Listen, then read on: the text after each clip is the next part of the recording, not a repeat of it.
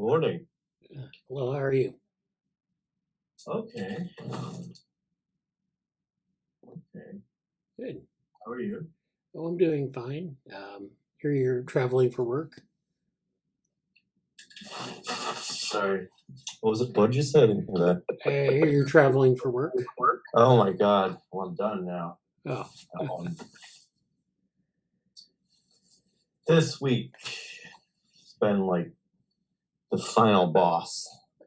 Kind of literally, really. It's just been the culmination of months and months of stuff that has resulted in a lot of things being set up, and they're set up now, and I had to go back and reset things in person and then do this big presentation later in the week. And then I rushed. I think I can be on camera for this. And then I came back to Boston and went to the BCI, the Augmented Brains event. yeah. I'll talk about probably today. And I had more stuff to do last night, which I don't say begrudgingly, but more like, in a sense of wanting it to really just be done. So Yeah. Yeah, I imagine it's pretty yeah, hectic. it's been a lot, but also like it feels a bit like there's still a lot to do on the work front, but also just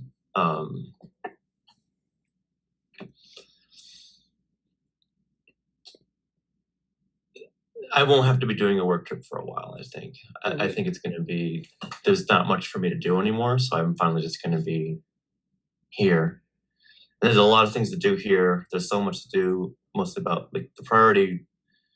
I hope they would have more time than I did, but like I got to finish the Albany intern stuff just to get that rolling.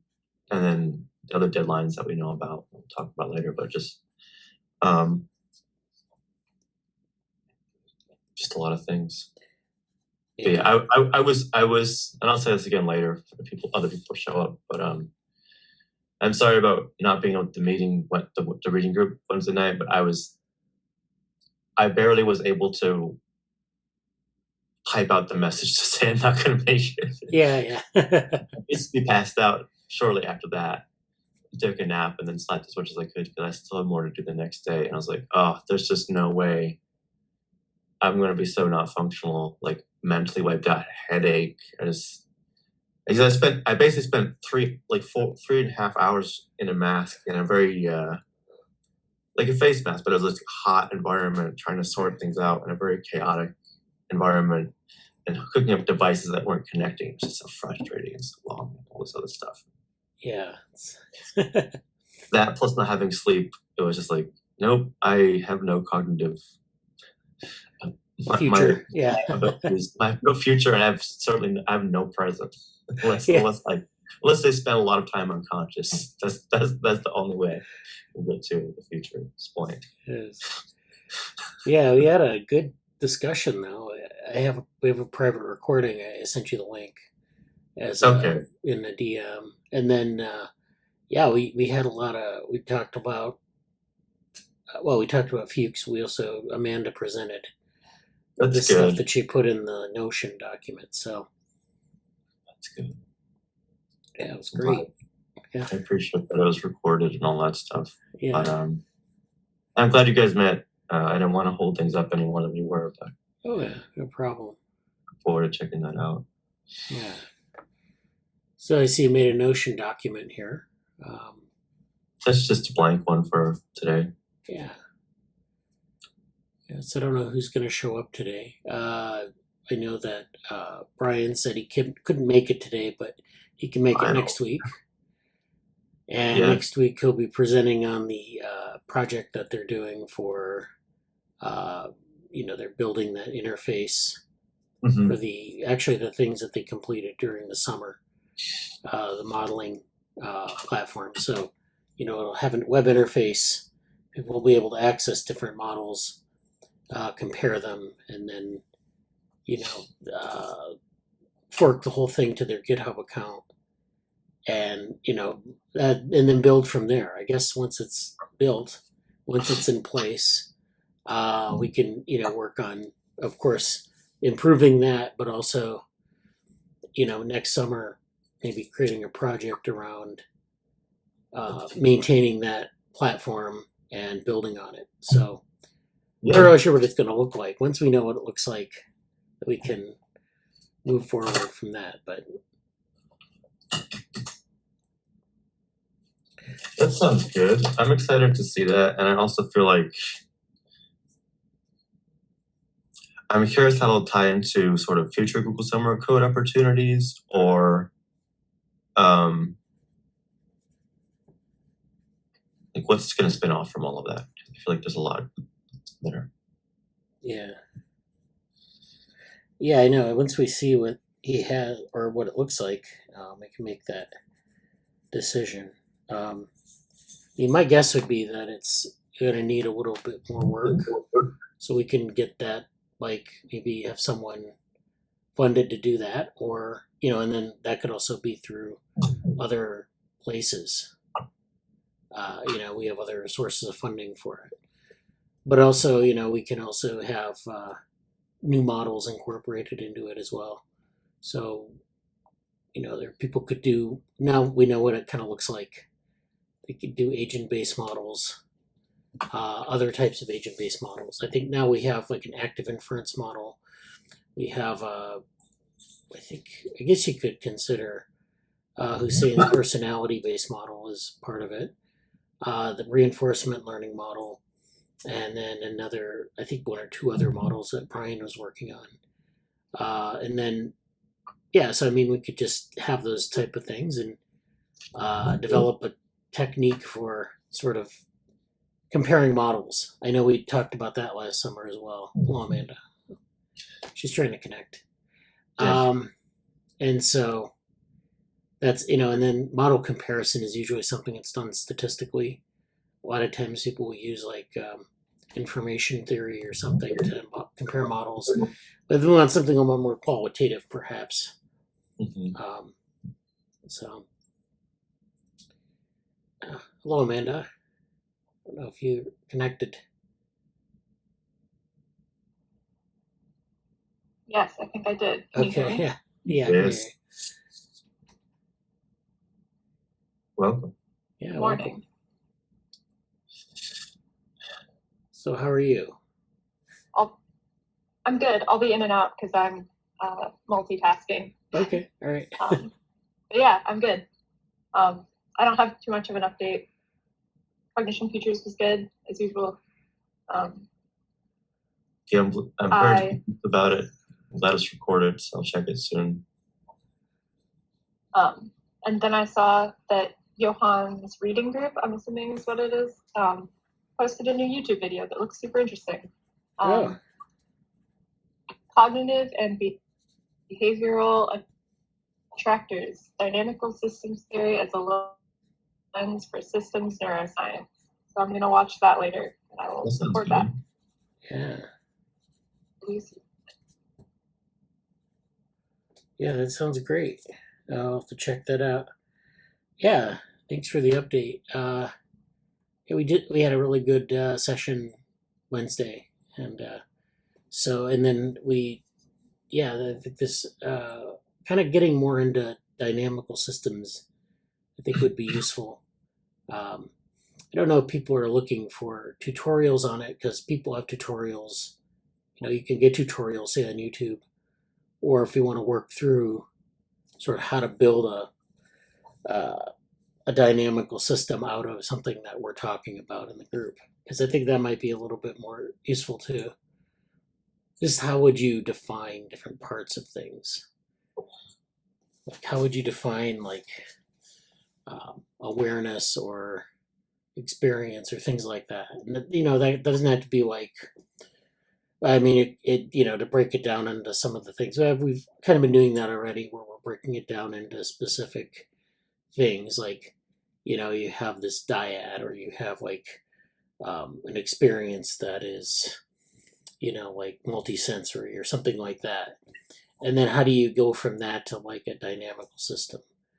where there are attractors, and there's a certain method that you go from like the system itself, the phenomena, to the numbers. So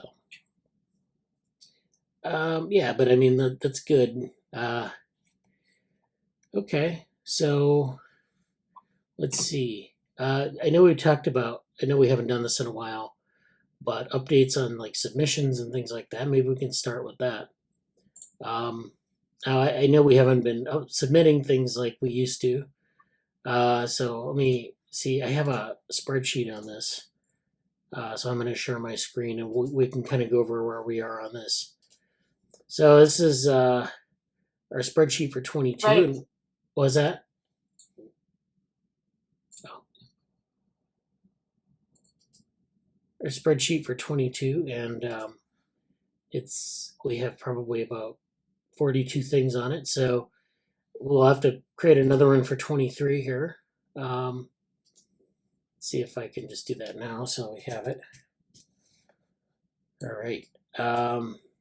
And for 22, we've done a lot of things this year. We've done some things were rejected. So, the year started out, we submitted a paper to Gecko, and then some papers to CogSci 22, A-Life 22. Those were all rejected. And then we got some acceptances. We Robot, NetSci, New York Celebration of Women in Computing. And the Neuromatch, of course, came later. Bika. And we had a lot of things we attended, so we've been putting in like things that people have attended in the sheet here. Which is also useful because you kind of know what's going on and maybe what to submit for next year. So this, I guess, let's see. So we're down here at the bottom. There are a couple things we need to work on. The scientific realism, which is something that I'm working on with Hussein. That's on track for a submission. This is being submitted to a special issue of Synthese. So that's on track. Let's see if I can color code that with like a yellow,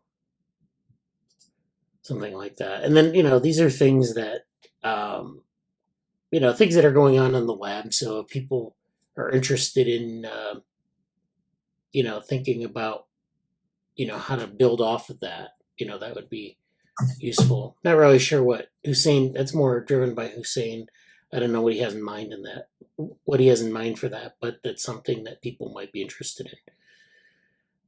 Then there are things coming up in 23. So we have the EI workshop, the New York Celebration of Women in Computing, and Jesse had just mentioned that abstract deadline has been extended to like the 22nd. Yeah. Okay. So that's coming up. Do we know what we're going to do for that, or not explicitly? But that'll be I'll be sorting it out this weekend. Okay. Basically, the options are.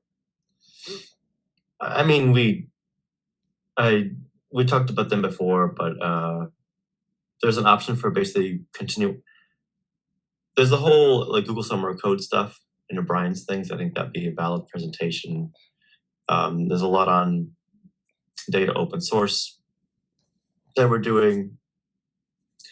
We could basically redo what we did last time, which I think may be a better way to go for us. But I might encourage there to be like,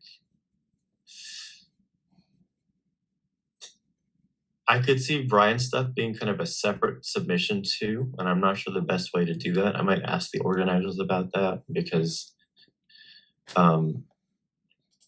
don't know.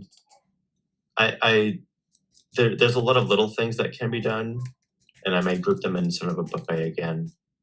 But I mean, Brian's stuff is it's a very particular standalone project at this point that's evolved from last year's preview at NICWIC. So I don't know. There were some other things that I mentioned last time we talked about this, but I don't remember exactly what they were. There's anything in the set video that I mentioned at the end of that is fair game, like law and tech. A lot of things about interfaces, and then obviously like straight up machine learning in terms of AI safety or AI ethics, let's say. But nothing like I'll be the general arenas are the same, but how we want to present it in my new package is not yet defined, but that'll be happening this weekend. Yeah.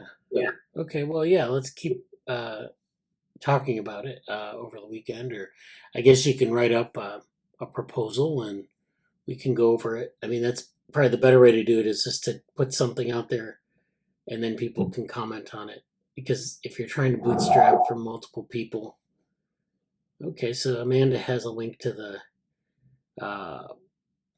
Johann John video. Thank you, Amanda.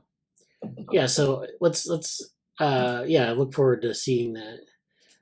So that's for New York Celebration of Women in Computing, and you brought up a couple of ideas here. I just wrote them down in the spreadsheet, but this is a good thing where one way you can develop things for other venues. So whatever you pick out of that list, and it could be another buffet. I don't know how you think you want to do that, but to have like the list and then put it, like pick one thing or pick a couple things and then put the rest aside and say, I want to hit another venue with some of these other ideas.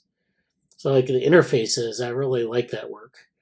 I think it has a lot of, or maybe legs, as they say, in the metaverse. And what could we do with the interfaces work? I think it's because I know that you did do a poster for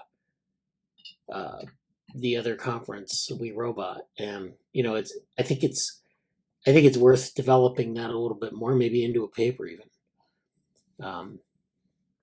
But we can talk about that. So speaking of which, we have these other opportunities coming up. So we're going to start.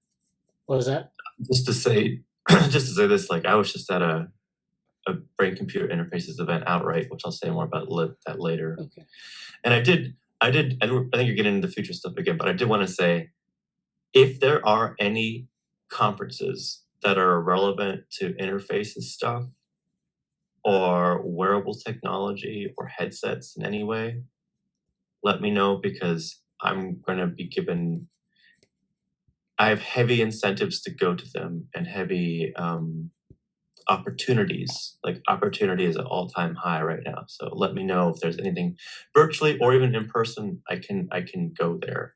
Right. So if anybody wants to like give me a heads up on those things, I appreciate it as I see them.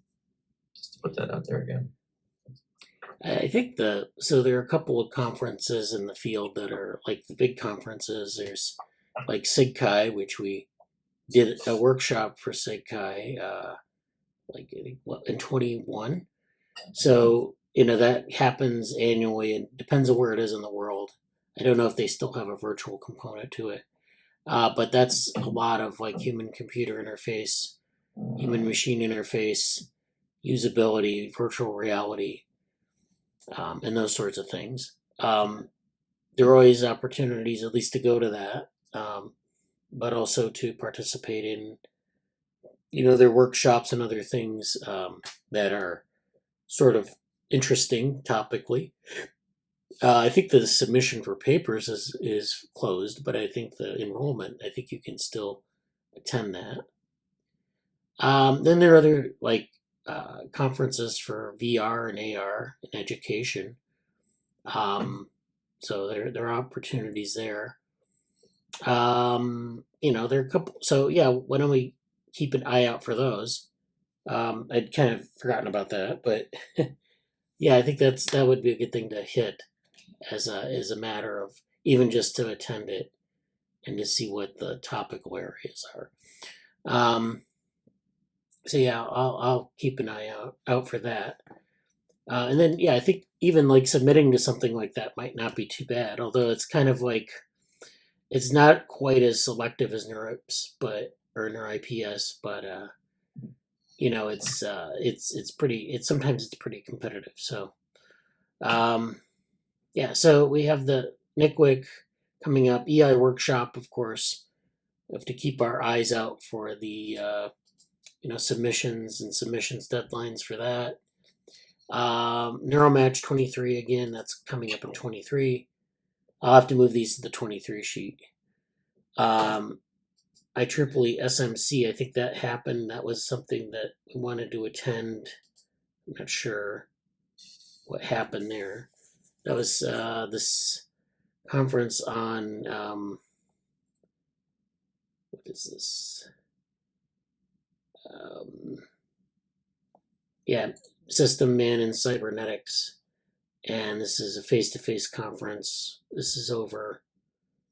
So yeah, I guess this is happening at some point. I'm not really sure. Oh, they have the conference proceedings now, so I see. So this is the so okay, there's a conference proceedings here, so that's something we can take a look at. Looks very like there's a lot of different things here. This is another type of conference, of course, for interfaces. This is more engineering oriented, where people are doing things with like what they call human factors engineering, and with other types of neurorehabilitation. So yeah, we actually just check out the proceedings for this.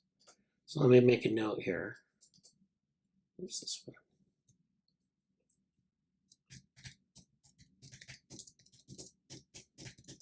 This is kind of evolving into like a show and tell document as well. I don't know. I'll put a green mark on it. But sometimes that gives you more information than just kind of rooting around the artifacts of what was going on. So anyways, this is Dynamics Days 2023.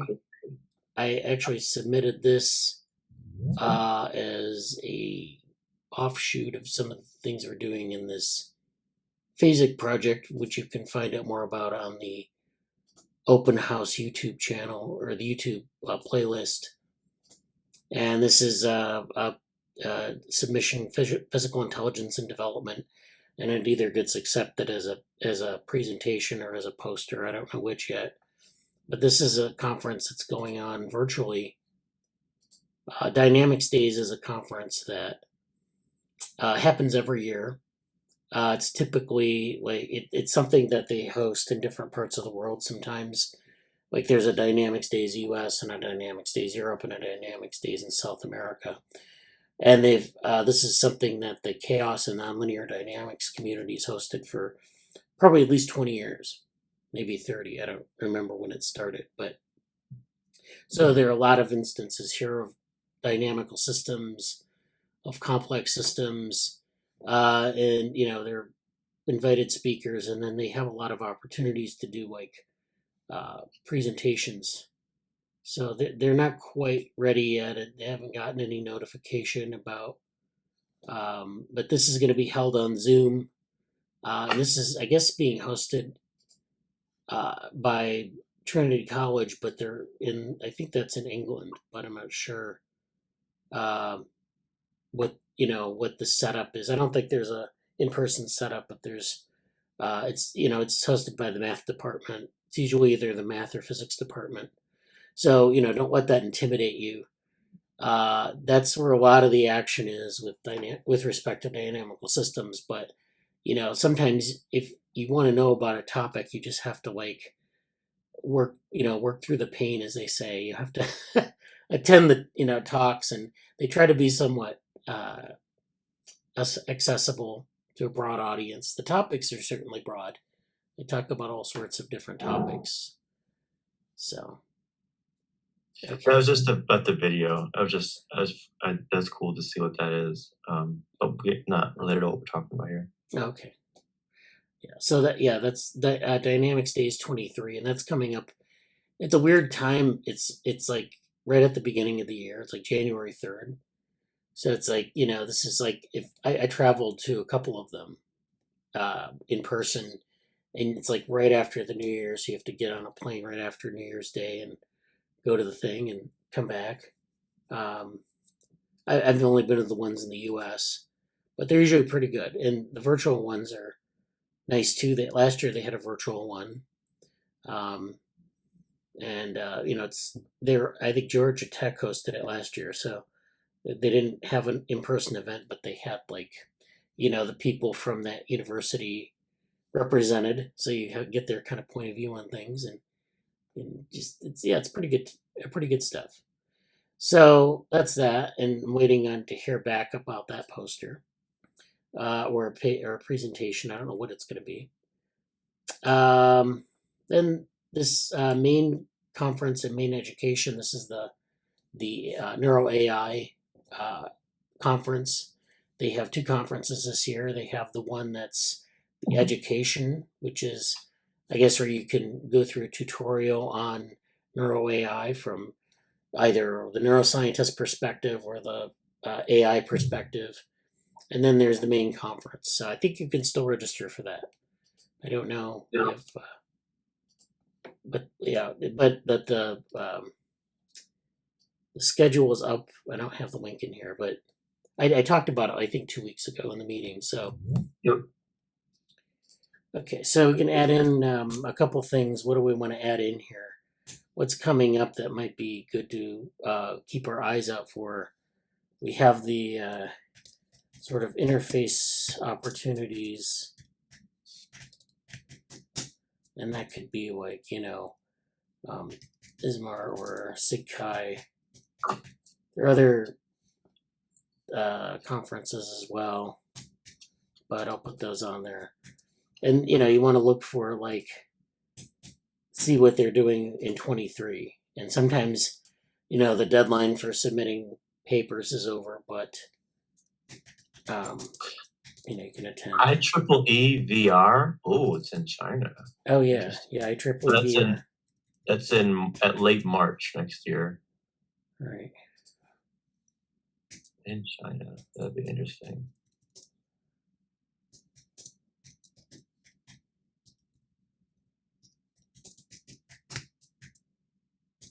All right. Well, I guess you could say March 25 if you want. Okay. Right. SPIE. Have you heard of that? Yeah, it's what it stands for, but it's industrial engineering, I believe. Yeah, I mean VR is actually pretty interdisciplinary. There's the SPIE VR. Is that the one you mentioned, or is that in? No, I don't know if that's, but they're always SPIE VR, AR, VR, MR. That's January 30th. All right. Is that in person or is that it's definitely in San Francisco. I don't know if there's a virtual component. Okay. Oh yeah. Well, anyways, yeah, we can go over some of those. Yeah, I'll be into this more later. We're into this now. All right. Yeah. So that's something we should keep an eye on. What other things do we want to maybe think about in the new year, like conference-wise, or even paper, like if there may be special issues of papers? Aspirational. Yes. And could we make a section for that? Like, could you call it make a space and call it aspirational section or something? That would be helpful. As opposed to just 44. You could just do a space and then do I don't know, reach papers or something. Yeah. I don't know. Something like that. I think so this. I'm very curious I'm curious to hear. This is something I want to open up to the lab. And I want to hear what Amanda has to say about this too, if she can hear it. Also, major credit to Amanda. I think Amanda has the most attempts at coming back and re-logging into the Gisty ever. I think she said that today. So thank you for your dedication to trying to be in this meeting.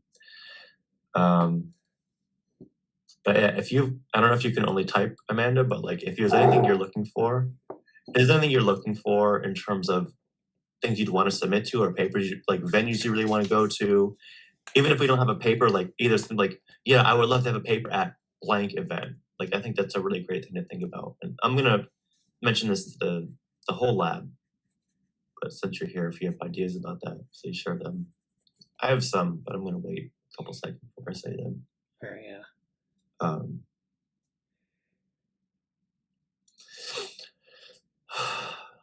For me, I think that was going to be the top of the list. Spoiler, hashtag preview, hashtag whatever. Man, I wish I could have flown in Thomas Fuchs and maybe even A. Caveat, but I wish Fuchs was at the meeting yesterday, because so much that his I feel like I have a better sense of what embodiment. I feel like through the work that we've been doing, my sense of what embodiment as a paradigmatic enterprise, that's a thing, what that's coming up against. And I think I got a big insight to it yesterday, because there was a cognitive psychologist who was talking about memories and how memories happen. And there were points in the discussion where I was like, there's zero like, I'm sure I'm being a little bit strawmanny about it, but it's just I'll get into it later. But suffice to say, I'm really curious about efforts in the area of bringing embodied intelligence more to the forefront, and what that doesn't do. I think theoretically that's sort of one of the major arenas of the macro battlefield. Because how we conceive a lot of these sort of cognitive adjacent processes is quite I don't know there. And I feel like I'm saying that here not just because of my fun experience, more like I think we're actually doing. I think things we are looking at in the lab are actually really important to this, and it's. I continue to get reinforcement whenever I look at like Johan's stuff and what Johan was looking at with LogicCL and why. Like the LogicCL book from Johan made me feel like, yes, like the real stuff to sort out is going to be in that arena of like basically what LogicCL plus Fuchs. And we have those strands to follow up on from our blog. We have those like 5 points to follow up on from thinking about LogicCL, Fuchs, and Varela. And I think there's something there. Like I think that's really actually not in terms of doing the heavy theoretical lifting. I really think I think we found a good target to aim for in a rich area that needs a lot of work. So that's sort of one thing. I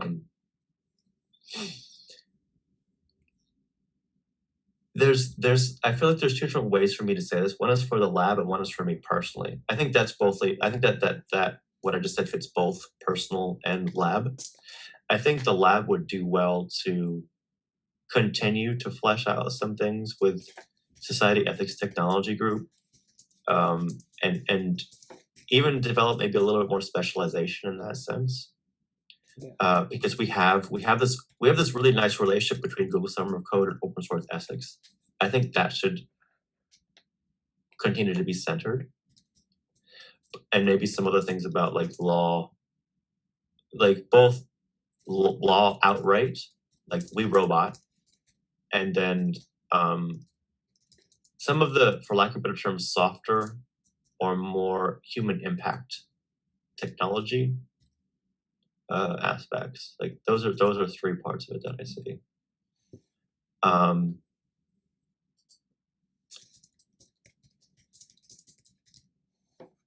I'll let you finish writing that because I don't want to interrupt. Yeah, I just have these. What was the Society Ethics and Tech? What was the? Actually, could you put this link in the chat? I'll write some things too. Yeah. For this document, I always.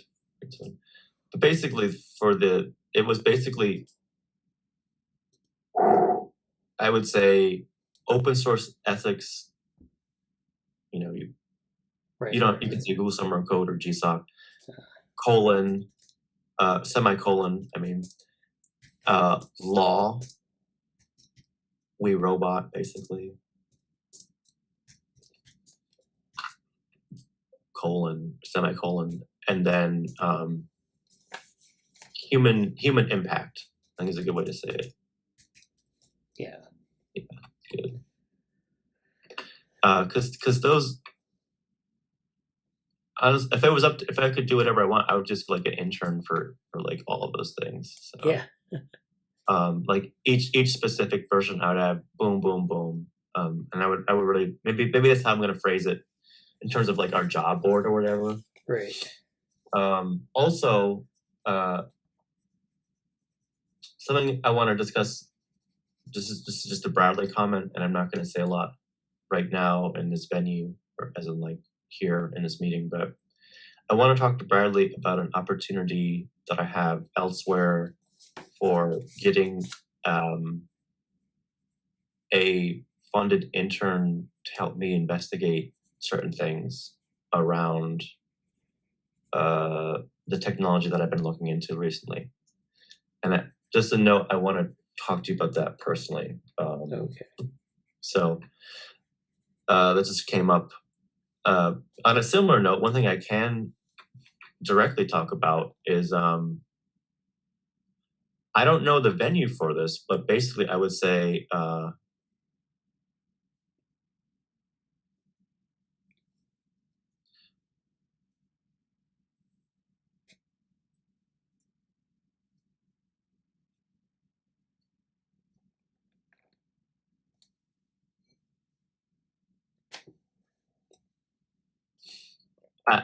with plot twisters, we will be getting a one or two interns. We won the IDEO grant. We won the grand prize of the IDEO grant, which is only 3 people.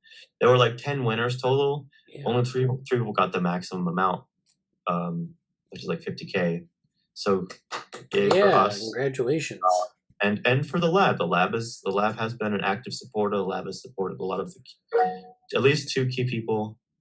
Yes, at least 2 key people in the lab has significantly played a role in Avery and myself being a part of things and giving some credibility to what they're doing and being a space for it. So it is a victory for the lab in that sense too. Yeah. But to that end, in terms of the papers here, basically I'm looking to potentially get with UAlbany even because they have a game development space, but like someone more interested in some of the technical aspects of building out the game universe. And then I don't know the best word for this, and I'll open to suggestions from either of you or anybody. But someone like I said, applied psychology, but people who basically want to look at how we're using some of the like nonviolent communication, at some of the theories about trauma, theories about like active listening, theories about healthy ways of relating to people. But we're going to be applying that to the game world and game interactions. So I don't really know what to call that, but we'll probably be getting an intern in that space. So to that end, conferences and I don't think I've said this before. I'm just gonna. This is a natural segue. It'll take less than 5 minutes. Come on camera to say this. Oh yeah, there it is. Yeah. So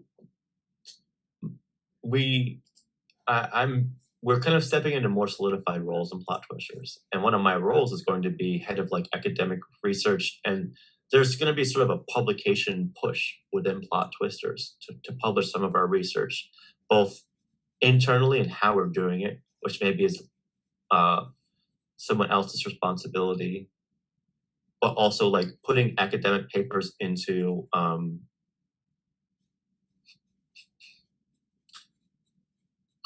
I don't know. And how would you describe this, Bradley? Like if you have a I guess for these purposes sort of a startup, and you have people doing design research internally about how to make the product, which is sort of one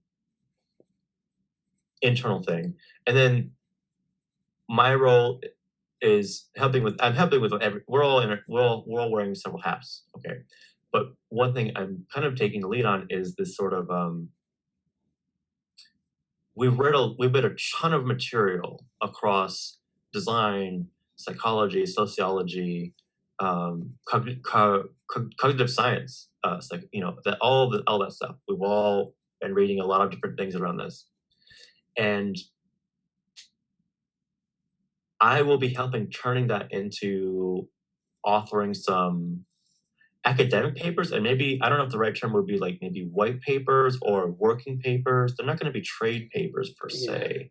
Maybe they would be, but like how would you talk about what that is? Because I'm kind of being tasked with that, and I want to do it. It was not like it's thrust upon me, but Right. like let's take how do we take this what we're doing, and then we could basically there are evidence where it could be like, oh, we're contributing to a theory, or we're showing how we're using the set of theories in the game we're developing. And I'm not sure I don't really have good language for what that is yet. Yeah. So let me see. Let me pull up a whiteboard here. So yeah, they usually call them white papers, or technical papers, maybe. Mhm. A lot of organizations will have a technical paper library. You can host them on any of the platforms where you can get a DOI issued, like Figshare or something like that. Or you can host them. Yeah, usually you want to have a DOI so people can cite them. I don't want to. People can, especially if you're on a grant, you can have things cited, and you can make a report on the grant after it's over and say we published these white papers. Here's the DOI, and here's people who cited them by the DOI and so forth. So usually a technical paper is it's like a white. They call it a white paper sometimes. It'll have an abstract, maybe, or an introduction, and you'll want to summarize what your idea is, and it's usually a very short summary for a lay audience. So it's like, what is this about? So if I have my title, it could be I want to talk about the way we've implemented this platform, or I want to talk about the initiative that we're doing. And usually it's just kind of a overview, very quick overview, very basic overview of what it is. In the technical paper, usually it's actually the opposite of that, where you drill down into some technical issues and you really give it a treatment, not like a scientific paper where you report every aspect of the methods, but it's kind of laying things out one piece at a time. So you're basically wanting to write an abstract or a summary of your topic. You have a title, and then you have the white paper, and it's usually maybe about it could be 4 to 10 pages. It could be usually maybe 3 to 10 pages. I don't know. It depends on what you're doing, the topic and everything. And then it's 3 to 10 pages of technical detail. You don't want to make this. You don't want to make it too technical, because you might want to save that for a publication. But it just orients people to what's going on in the project. And it doesn't have to be a narrative. It can just be it orients people to this thing that you're doing. So, I don't know what you're doing in Plot Twisters. Sometimes people write a technical paper on an algorithm or something, or a project where they kind of lay out an algorithm. They might do choose to do a formal publication for the technical details, but it lays out the sort of the vision and maybe some of the, standard, how does it work sort of stuff. So it's lays out vision.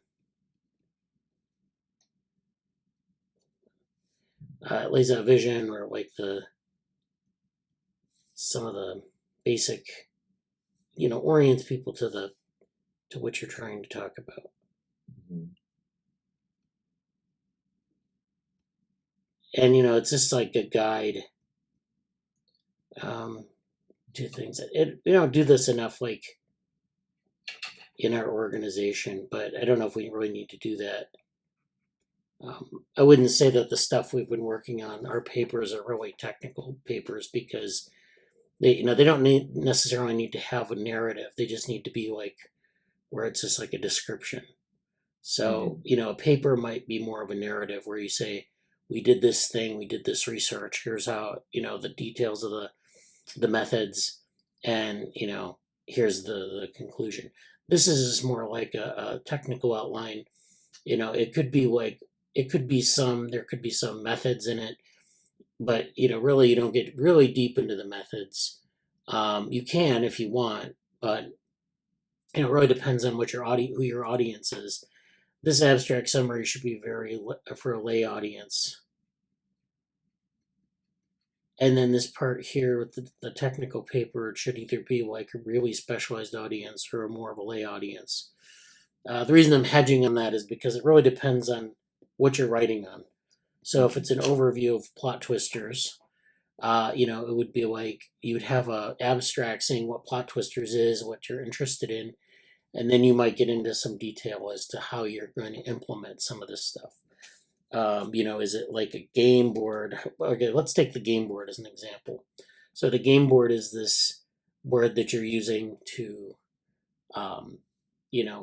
let people interact with something so that they can get an outcome, as I understand it. It's some psychological outcome or some reinforcing certain behaviors. How does that work? What are the rules? What is maybe there's some a very cursory review of some of the theories that you're drawing from.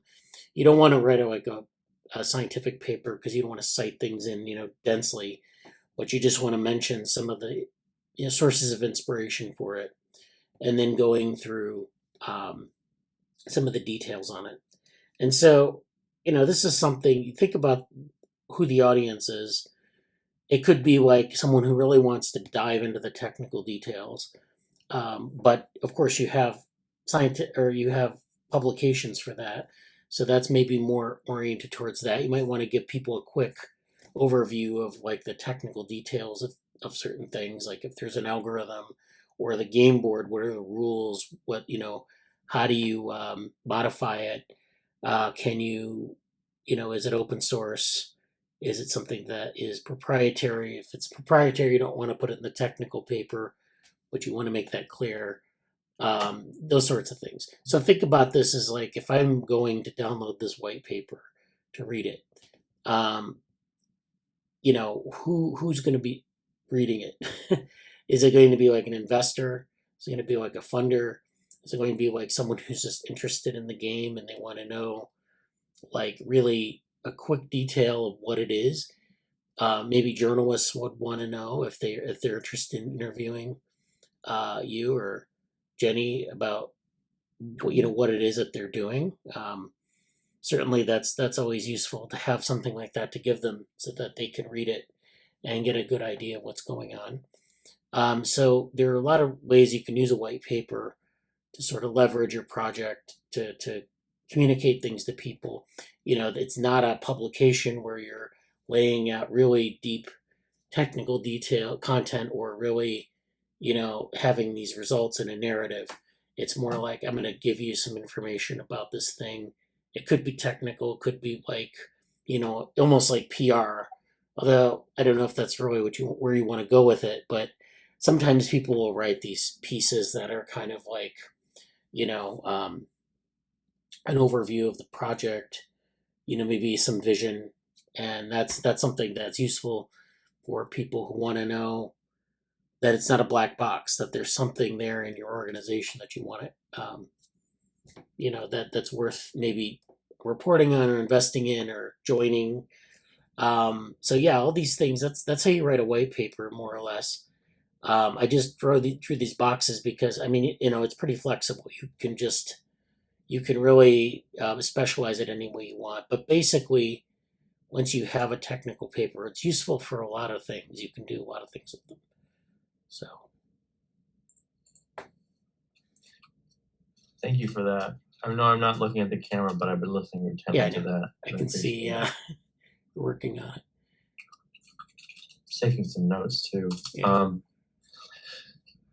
No, I'll revisit that later, and I have some things to ask you about offline. Okay. But yeah, so I will probably be. I may have an intern help me write some white papers and some other like full academic papers too. But finding venues for those, kind of what we were talking about, will be on the radar for sure. Yeah. What else for the lab is on the radar?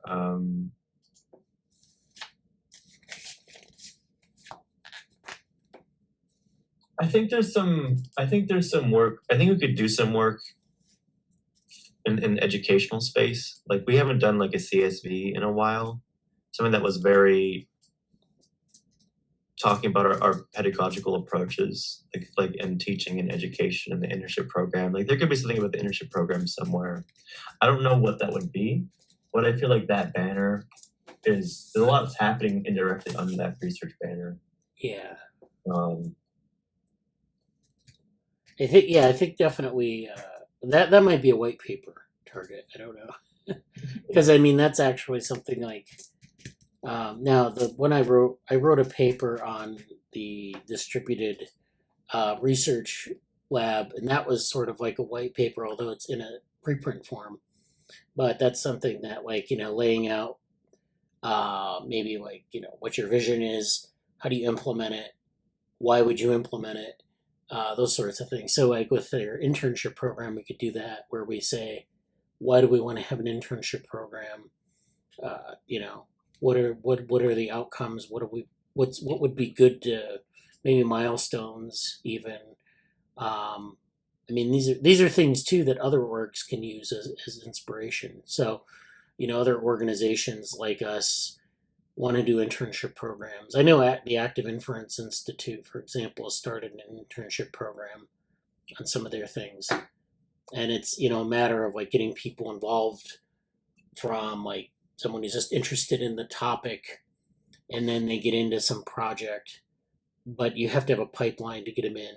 And we that's what we do with our internship program, but there are different ways you can do that. Is it like, do you want to really focus on them having an experience where they're contributing to something, or is it part of their education? Is it process how to do research? So there are a lot of ways you can make sure that we kind of lay out what our goals are, or maybe where we want to go with it. And it helps us, I think, with when people come in and they say, well, what do I want to do? And you say, well, you could contribute to a project, or it could just be the process of education. You want to learn about that. And so we end up developing a couple different tracks of intern. And that, I think it's helpful for people because you observe what's useful to them, and then you just say, okay, that's going to be a track that we emphasize in the future. Yes. Sorry, this. I think that would be good, and I'm doing one of my several goals for this week is updating the internship page so I can use that as a feed, as a auxiliary item to the course application. Mm-hmm. So that's going to be probably the top priority I work on after the meeting. White paper will take a bit more time, but I think that'd be good too. And I think that might be a good way to, we're getting some good institutional experience at the level of interns and kind of program development or management or something. I don't know what the words are yet, but yeah, that's good. Yeah, that would be good. Yeah, so I guess almost at like the top of the hour, so I don't want to like spend a lot more time on this. But I wanted to kind of, I think this has been useful for kind of just thinking through some of these things for the next year, for the new year, and hopefully, we get some good things going in 23. Because 22, of course, we did a lot of things. We did a lot of presentations conferences, papers, and then of course we had some of our projects, some of our long-term meetings that got started, like Cognition Futures, and we had some nice um, sort of under the radar contributions as well by the interns. So we had the internship program, and then we had, and I mean under the radar, I mean like blog posts and things like that, where they're not conference or papers, but they're still useful. And of course, we found that some of this stuff goes viral, so it's very nice. So yeah, if we have any other things, we can put them in this document. I like this idea of having like kind of reach goals, so we can like work towards things that don't really have a place. I think there's a discussion to be had, and I wouldn't mind. I know everybody's in finals right now, but maybe like in the next couple of weeks, if there's a time in the next couple of weeks where we could get you and me, but like I wouldn't mind Ryan, Amanda, Morgan, like a lot of the cores of the lab, just to like literally say program, give us. There you go. Hey Amanda, I don't know if you're back now, but I was saying let's just have a meeting soon and talk about what we want to do in the next year, like the core people in the lab, and where we want to go. I think we've had many of those discussions, but I think Right. Yeah. You guys, why don't we all talk about this? I think it would be a good thing. Yeah, we might do it like the first meeting of the year or something, which will probably be in early January. So, yeah, if people are interested in what we've done for 2022, I'll point out that we have a video in the open house playlist of our YouTube channel, and it says State of the Lab 22. So there's a video there, State of the Lab 2022, and you can look at that video. It's, I think, about 20 minutes long, and it kind of goes through a lot of the things that we've done this year. And I usually give an update in the meeting, but I'm not going to do that this year. I did it in the open house channel, so it's very good. Okay, there are some things in the chat. So Amanda posted a video that was, I think, the thing from Johan John's YouTube channel, and this is Jesse said that video's description, an invited talk I gave for the Cognitive Systems Colloquium at Ulm University, organized by Professor Heiko Newman. The talk provided an overview of dynamical systems theory, which enables a powerful geometric perspective on brain dynamics. I argue that GST can serve as a framework to discuss not just neural phenomena, but also higher level cognition and behavior. To this end, I'll present some modeling work on corticothalamic circuits, demonstrating how some symptoms of psychiatric disorders can be viewed as attractor pathologies in these circuits. Yeah, it's very much in line with what we've been talking about in the Cognition Futures group. Yeah, and then another DST talk is here. It's a link, and then yeah.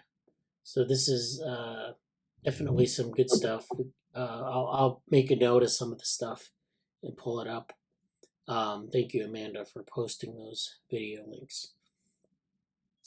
Now I'd like to move to some other things here. So we have a lot of activity in our Slack. This week it was kind of hard to keep up with everything. We have some things going on in brain organoids. We've got a couple things in here on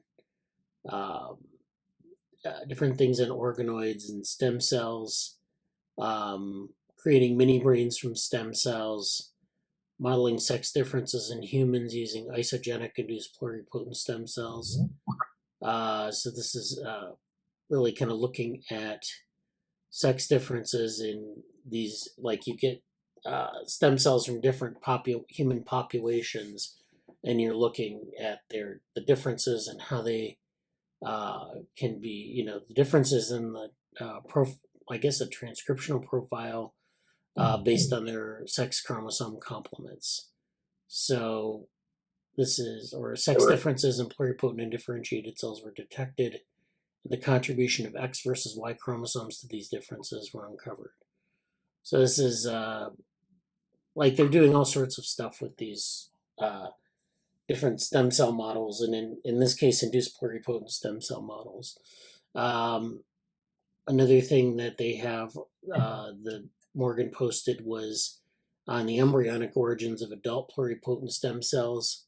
So there are a lot of different types of stem cells.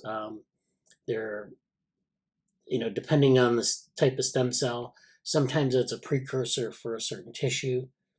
So like hair stem cells will only make hair. You'll have, other types of stem cells that maybe can take on a couple of different fates depending on, what kind of stem cell it is. So people are always discovering different types of stem cells that have what they call pluripotency, meaning they can have a different fate depending on where they are. And so this is adult pluripotent stem cells, which are actually things that you find in adults, which is generally stem cells are, actually very common in embryos and then in infants, and they become less common over the lifespan. But this is talking about the embryonic origins of adult pluripotent stem cells. So there's this sort of reservoir of stem cells that continue into the adult that come from the embryo. It's kind of interesting work. And then he also posted some things on, there's one, an Active Inference Institute talk on dish brain, which is a paper we reviewed several weeks ago. And so they actually had some links to the free energy principle, which is interesting. And then there's a developmental and pediatric cell atlas meeting. So this is the Human Cell Atlas project. I posted some things in virtual reality and neurotech. Okay, so Jesse actually posted on augmenting brains, which is coming up this next week. Maybe you'll talk about that in a minute here. But that's something that's going on, I think, in person in Boston, right? It happened yesterday. Yeah. Oh, okay, so this is something that happened. And Hussein also shared some things on this mock-up he's working on in Unity. So he's working on this educational project. It's in VR, but it's for kids, to teach, I think it's high school kids, about the brain.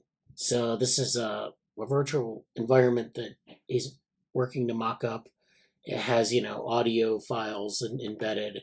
It has descriptions of different parts of the brain, and it has three-dimensional models of the brain you can explore.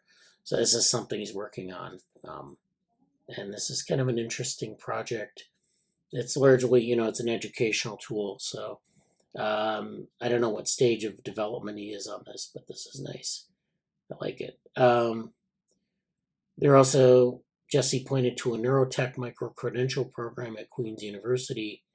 So if you're interested in that, and Morgan commented on that, he needs a neurotech X emoji. I don't know if we have one in here. I have to add one. But that's tied also to Neurotech X. So Morgan, of course, is the chapter lead in San Francisco for Neurotech X. And, if you go to if you're in their Slack, he's always in there working on different things. And so that's something that you might want to follow up on if you're interested in that. There was a VR pain workshop. This is something I think hosted by Oxford if you're interested in VR and pain. So, a lot of VR research is involved in sensation and perception, and pain, of course, is in that category. So I don't know what this workshop covers, but it's virtual reality for pain. So this is like, I guess, overcoming pain using virtual reality as a therapeutic tool. So, yeah, this was, I think this already happened. So this was a Zoom meeting. So there's a program if you're interested in sort of figuring out what the topics are in this area. So there's this is again, like in Jesse's case, this is kind of going over and seeing what people are talking about in the field. So they're talking about things like phantom limb pain, having therapeutic tools for chronic pain, fear conditioning, and other types of things, a lot of rehabilitation stuff, and breathlessness training, learning to create synthetic experiences for cognitive behavioral therapy. Those are all things. Oh, using virtual reality training to investigate neuroplasticity in adults with lazy eye.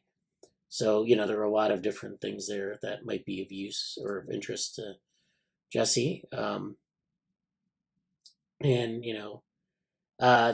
there's a lot of stuff in here.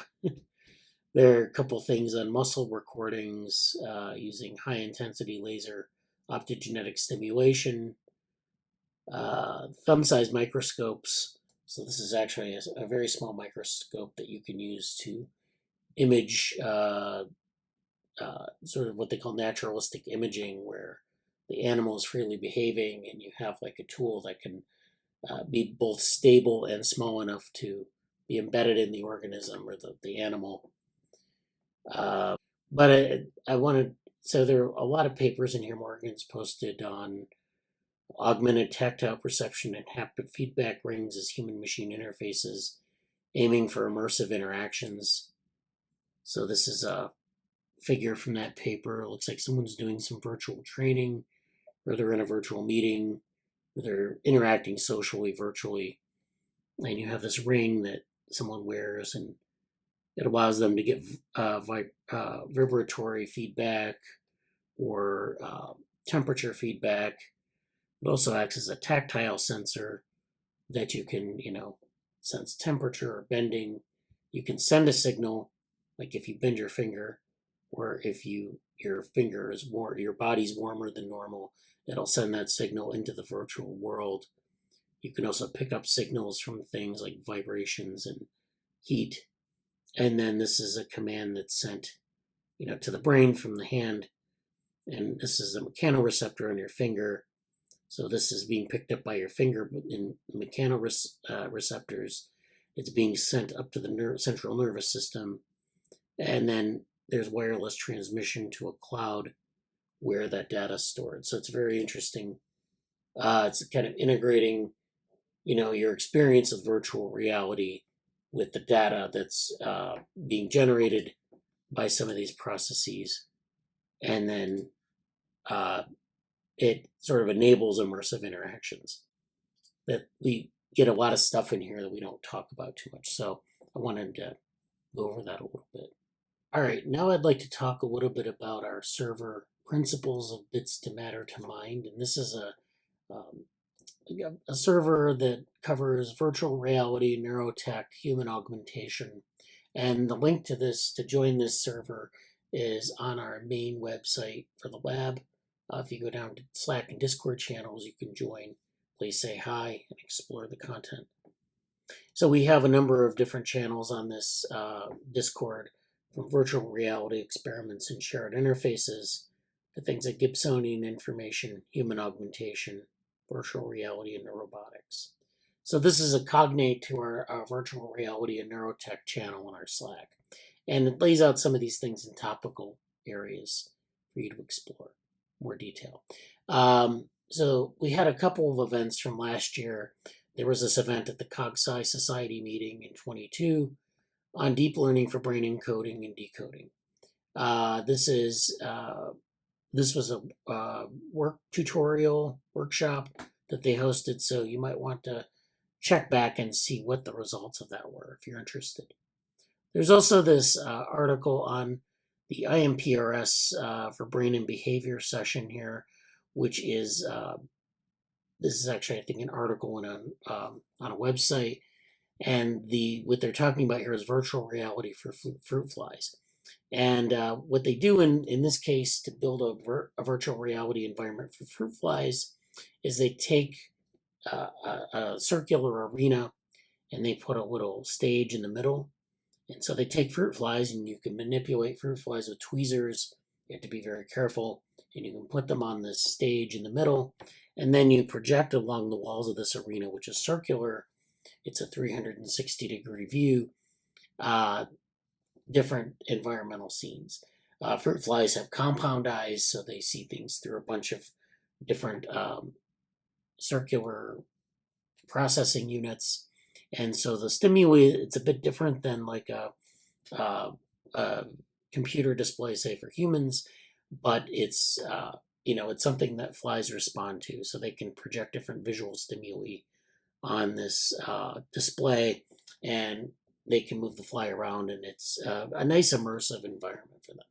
Now, there's a lot to explore in this, and they use this a lot for visual perception experiments, but I think there's a lot to explore in terms of virtual reality and other types of fruit fly cognition. So that's an interesting thing to check out. The two things I want to talk about, though, now are these articles. Actually, this is an article that kind of follows up on this one here at the top. So this first one is a bioRxiv paper on finding the network that encodes for social aggression. And so this is a brain-wide oscillatory network that selectively encodes aggression. So social aggression is an innate behavior that involves a neural network or a neuronal network that controls a number of aspects of social aggression. So aggression can disrupt group function and reduce survival under conditions of behavioral pathology, but it also can aid the organism in securing access to resources. So what they did here was they looked at how you can suppress aggression and how that happens in the brain circuitry, while you also leave other social behaviors intact. So it might be advantageous to suppress the aggressive component of this network, but leave the social benefits intact. And so what they've done here is they looked at a mouse model, a murine model of aggression, and they picked out different wideband signals from the EEG. So these are these signals that are encoded with Greek letters. So what they're looking at is they're looking at prominent theta and beta oscillations. So the theta oscillations are at 4 to 11 hertz, and the beta oscillations are at 14 to 30 hertz. And so this is the sort of signal that's generated by this network. This is generated by the orbital frontal cortex and medial dorsal thalamus, and converges on ventral medial hypothalamus and medial amygdala. And so this activity is coupled to brain-wide activity. This network is conserved in new mice from multiple genetic backgrounds. So in mice, you can look at different mutants and different mutations that might disrupt this network in ways, or the function of the network, and in multiple contexts, so multiple behavioral contexts. So what they do in this paper, not only do they explore the network, but they actually developed a closed-loop stimulation protocol based on network activity levels. So this protocol is able to suppress aggression, but not pro-social behavior. So social aggression has these two components, the aggressive component, the social component. And so they're able to selectively suppress aggressive behavior and find the mechanism for that. So this allows them to establish a new approach to state-specific control of affective behavior. So affective behavior, of course, is the sort of emotional aspects of behavior. And that leads me to this article, which is from Discover Magazine. It was from many years ago. I think it was about 10 years ago now. That was actually 2016, so it wasn't that long. It was still quite a while back. And this is about the man who fought a bull with mind control. So this was a scientist from Spain from, I think, the 30s or 40s. Actually, he did this work in 1963. And he did a lot of really interesting early neurotech work. And one of the things he did was he implanted a stimulator in a bull. And this bull, of course, in Spain, they do bullfighting, where the matador waves a red cape, and the bull is attracted to the color red, and they charge the cape, and the bullfighter has to get out of the way before the bull charges. And a lot of times the bullfighter doesn't make it, but the idea is that you can trigger aggression with this visual stimulus, this red visual stimulus. What Jose Delgado did was he was able to put this implant into the brain of this bull and shut down the center for aggression in the bull. So you could have a matador wave a red cape, the bull would charge the red cape, and then you could flip on this implant, suppress that part of the brain's activity, and the bull would stop charging. The bull would just stop. So this would allow, this would show like this binary or switch-like control of aggression. And this is what they were talking about in this paper with the mouse model. But this is a much cruder example of this. He didn't really understand the brain circuitry that well. He just knew the center for which to put this signal. And so the investigator, dressed incongruously in a sweater and tie, holding a small metal box, stands in a bull ring. He taunts a bull with a gesture of his hand. Suddenly, the bull faces him and charges. Taking a couple steps back, the investigator presses a button on the box to send a radio signal, and the bull halts in mid-stride. It turns away. The animal's natural aggression has evaporated. So this is a nice piece of very early neurotech from the 60s. This person has been under-celebrated for some of the advances that they made. He was born in 1915. He joined the Yale Medical Faculty in 1950 and did a lot of things with brain implants and other types of brain stimulation. He was able to do this in monkeys as well. So sometimes he trained them to threaten animals to flip levers to manipulate and extinguish the belligerence of other monkeys who intimidated them. So he was able to do a similar thing in monkeys with different behaviors. He also studied the effects of inducing involuntary muscular movements in cats and in chimpanzees as well, doing some things that would probably not be ethically viable now. In any case, the bull experiment drew the most attention. It was a publicity stunt, but it does connect to things, to this circuitry and how to control it. So this is very much an issue with a lot of neurotech now, is how do we control these circuits? So this is an interesting paper. So again, if you want to join this Discord, please do. You're welcome to post and to have discussions here. Okay.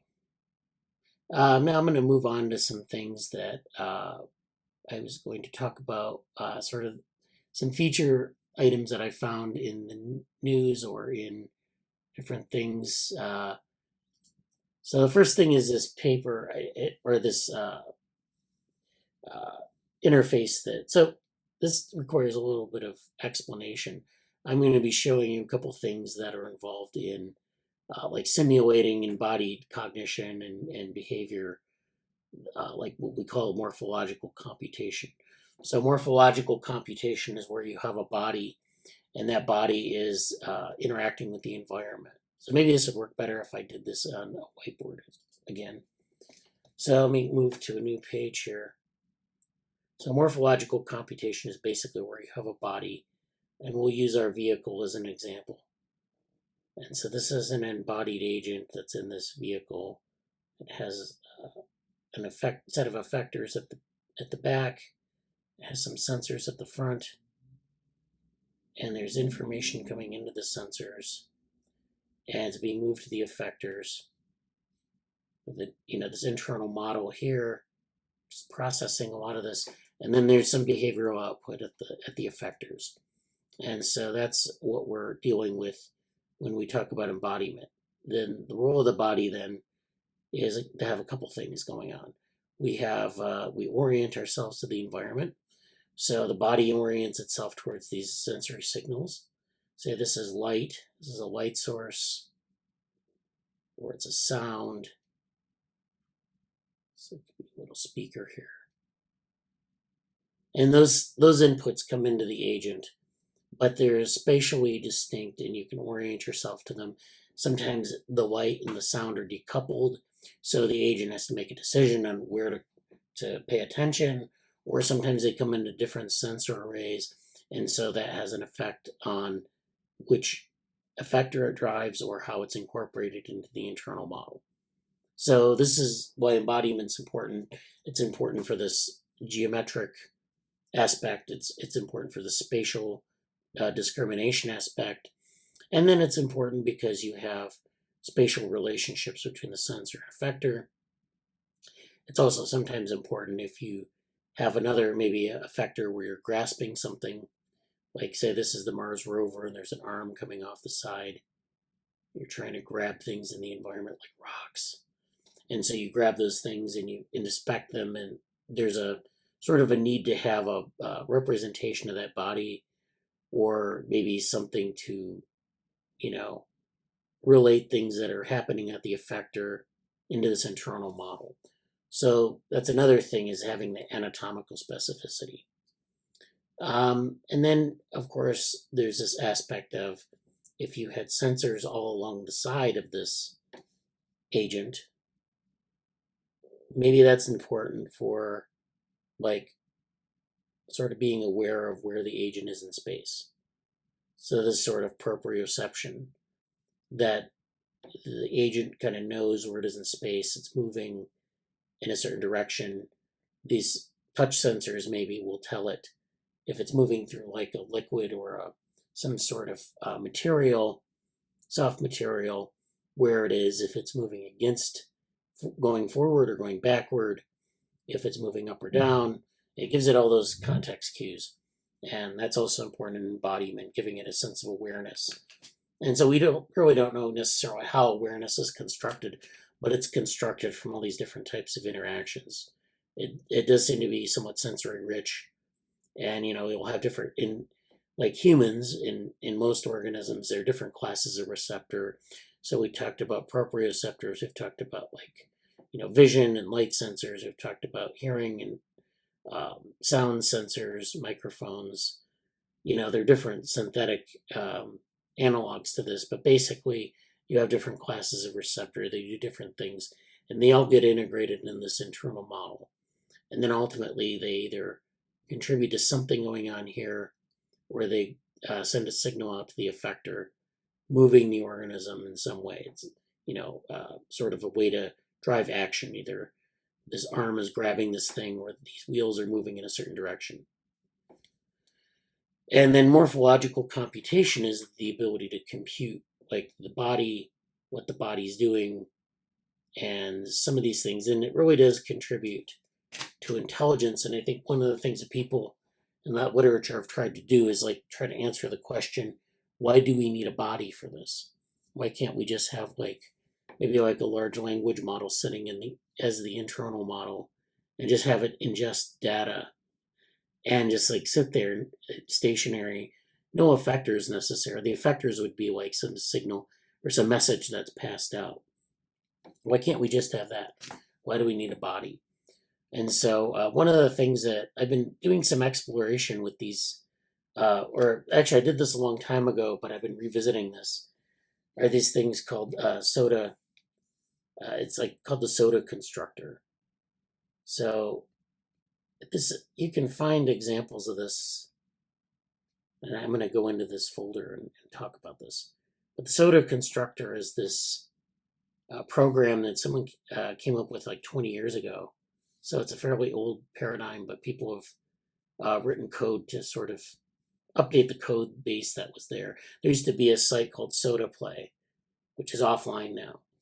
But what you could do with these Soda Play agents is they're like these skeletons that you could build. They were just basically these points and springs. These points were like gravitational points that you would put into place, and then you connect them with these springs.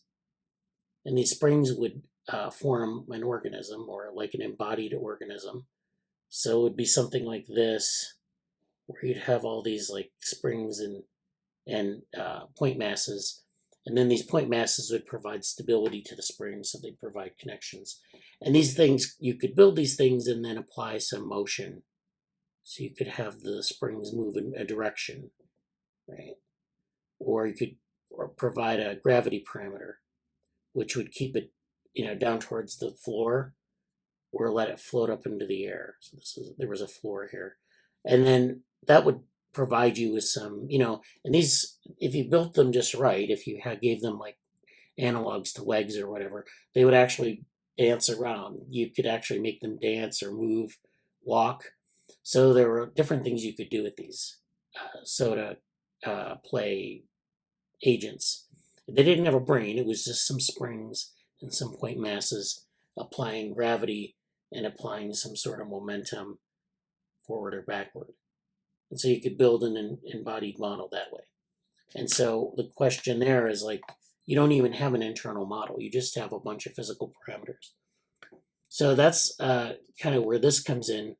This is a set of cars or vehicles that are kind of built on this soda play methodology.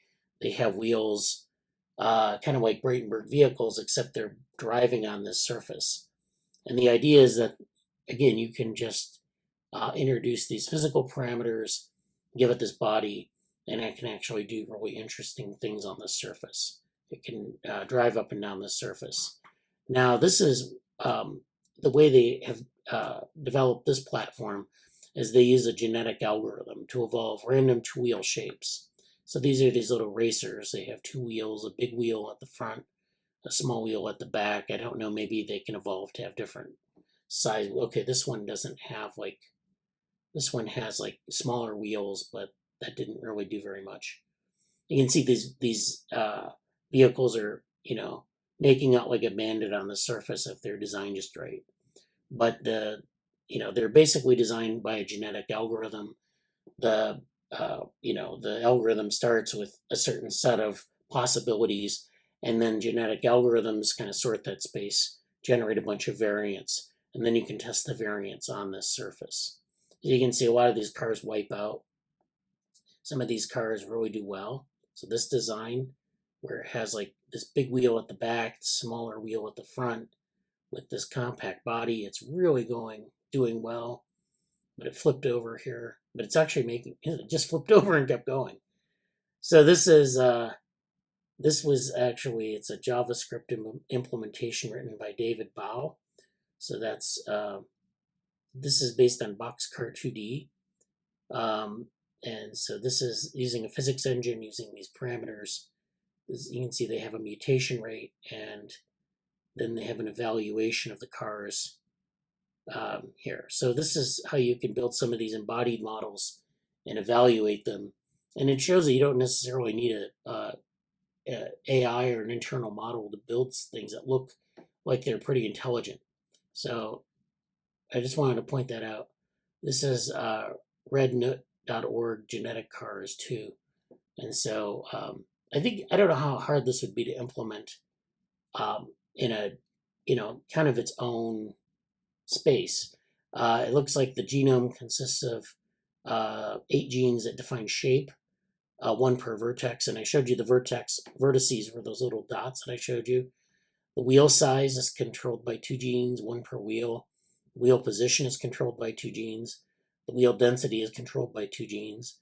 Darker wheels mean denser wheels, so there's a density parameter there. And then chassis density, 1 gene. Darker body means denser chassis. This genome is, it's a genetic algorithm. So a genome or a gene in a genetic algorithm is just like a string of numbers, and it's mutated from 0 to 1 or from 1 to 0. And then that combination gives you a certain state.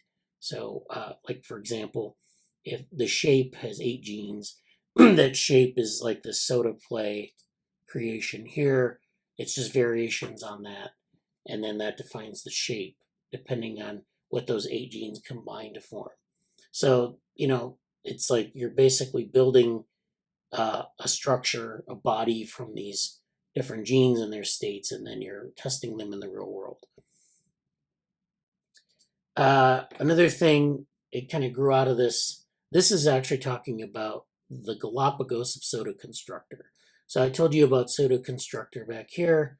This is what the soda play creations look like. And this is actually from 2005. So the person who created Soda Constructor and Soda Play was Ed Burton. And this article is Evolving Out of the Virtual Mud, an interview with Ed Burton. This is talking about these soda play agents. And again, these are very developed versions of this. This is obviously a bipedal walker where you have knees, feet, and like a pelvis. And there are these skeletal models, so they have like point masses and springs. That's all it has for its anatomical elements. So this is a minimal version that can walk, but these things can crawl, and they have a lot more detailed morphology. But again, they're these springs and point masses, but they have little, I guess they're like cilia that move, and they bristle against the surface that they're walking on. This has like 3 wheels that are sort of held in equilibrium by these springs here, so you can see that. And then this one walks on the ground, but it's like a circular mass.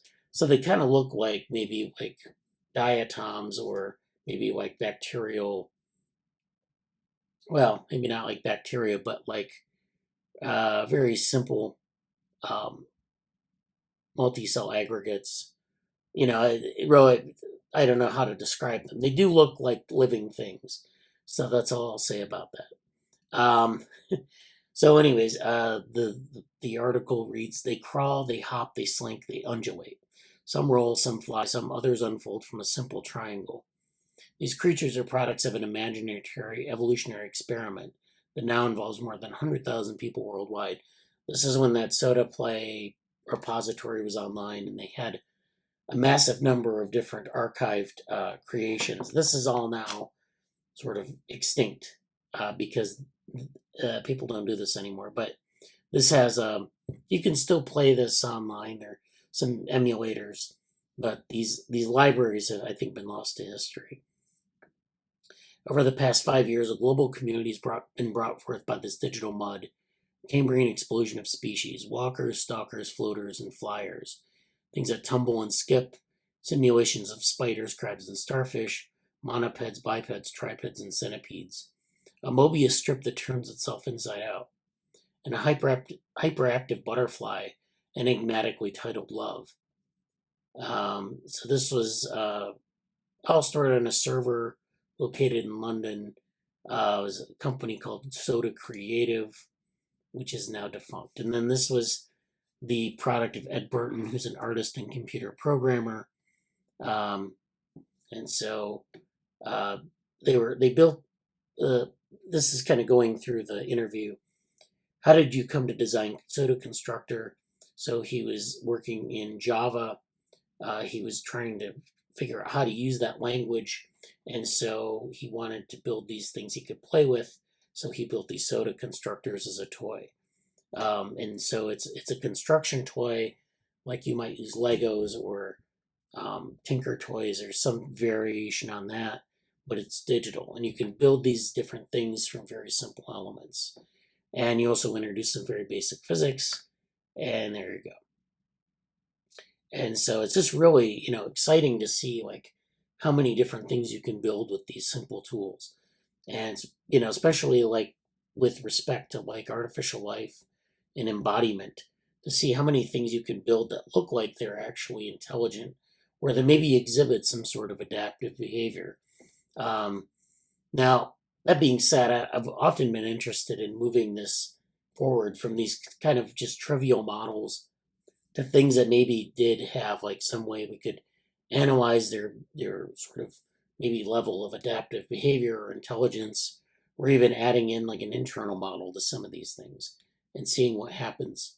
I think it's be a very good model for sort of as a baseline for embodiment, to see like if I can build this model that's embodied, what kind of, if I put in like a representation inside of that model as like a controller, what kind of complexity do I need? Or, conversely, what is the body computing that the internal model is not? That's another aspect of morphological computing, is that the body's actually doing a lot of the computation, not the brain or the internal model or the representation. And so this, I think, draws out that distinction very nicely, where you can actually look at some of these questions. And so one of these models has come to be called amoebas, which are actual organisms, but in this case, it's an analog to something in the natural world. So an amoeba is a ball that locomotes by squashing itself along a rotating axis. I don't know if there's anything in nature it would be like. This is one of the few types that dates back to the first batch of models I made. So this is like something that he observed very early on, and people built on that, and it's something you see again and again when you build these models, this sort of amoeboid behavior. And this again is like, sometimes you build these kind of models and you see behaviors that sort of get replicated over and over. And so it's really kind of interesting, both from like kind of embodied cognition standpoint, but also biocomplexity standpoint, because a lot of early organisms had a lot of behaviors that were probably not like, driven by the needs of the organism. They just kind of like happened because of the geometry of the organism. And then those things maybe got selected for because they were very advantageous for the organism's survival. So, there are things that just happened because of the shape of the organism at the time. Like it reinforced. We don't really know how a lot of biocomplexity sort of originated, but these are questions that you can answer with these kind of models. And so I don't want to spend too much more time on this.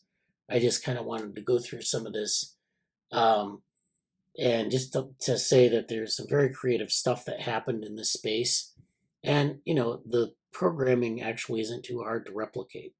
So this is like a sort of a workbench that can be built, reconstructed, and used for whatever we want to use it for. This is a blog post that was brought to my attention this week. This is a nice one on if you're interested in artificial intelligence and cognitive science methodologies. This is Pierre-Yves Audier. We've talked about some of his work before and some colleagues. And this is from the Flowers Lab at INRIA in France. This is their developmental systems blog. And this is an interesting article because it talks about artificial intelligence and cognitive science methodologies. And I know a lot of the artificial intelligence discourse has been kind of disconnected from cognitive science, especially a lot of the talk about like embodied intelligence and different types of AIs, but also in terms of like the implications for some of the things that these AIs are doing. So, how do they work? Are they really intelligent? These sorts of things. So this is presenting a recent ICLR paper by this group, Language Biased Image Classification, Evaluation Based on Semantic Representations. So there's a PDF of the blog post, there's the ICLR paper, and there's a code repository here if you're interested. So, one of the main issues in this paper blog post is the difficulty in interpreting functional mechanisms of a system. So humans tend to find human-like features in our daily life events. When wind blows a plastic bag on the street, children may feel like it's alive. So actually the soda constructions are kind of like that in a way, because you think it's alive. It's not alive, but it does have these different features. And so this is known as the animacy perception, which has been studied in the past, goes back to 1944. Artworks by Giuseppe Arcimboldo, who's, I guess, an artist, tells us that humans automatically detect human faces even if local components consist of objects unrelated to humans, like fruits or plants. Humans can also understand that other people have mental states like themselves, known as theory of mind. This enables us to read out someone's subtle feelings and facilitate social communication. However, they can get in the way when you interpret the behavior of an unknown system. So, like, for example, when an AI researcher would like to understand what representations are acquired in a machine learning model.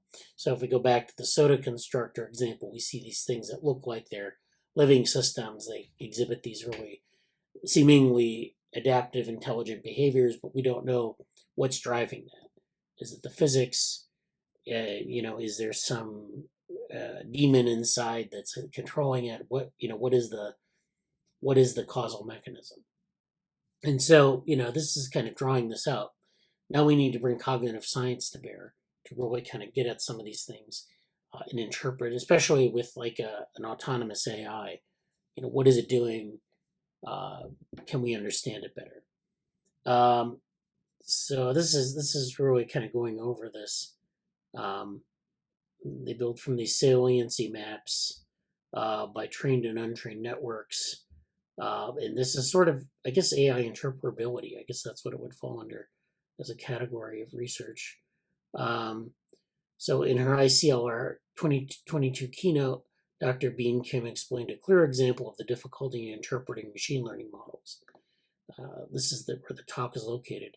The middle and right panels of Figure 1b show saliency maps, which are metrics to explain which pixels machine learning models focus on when achieving an image classification task.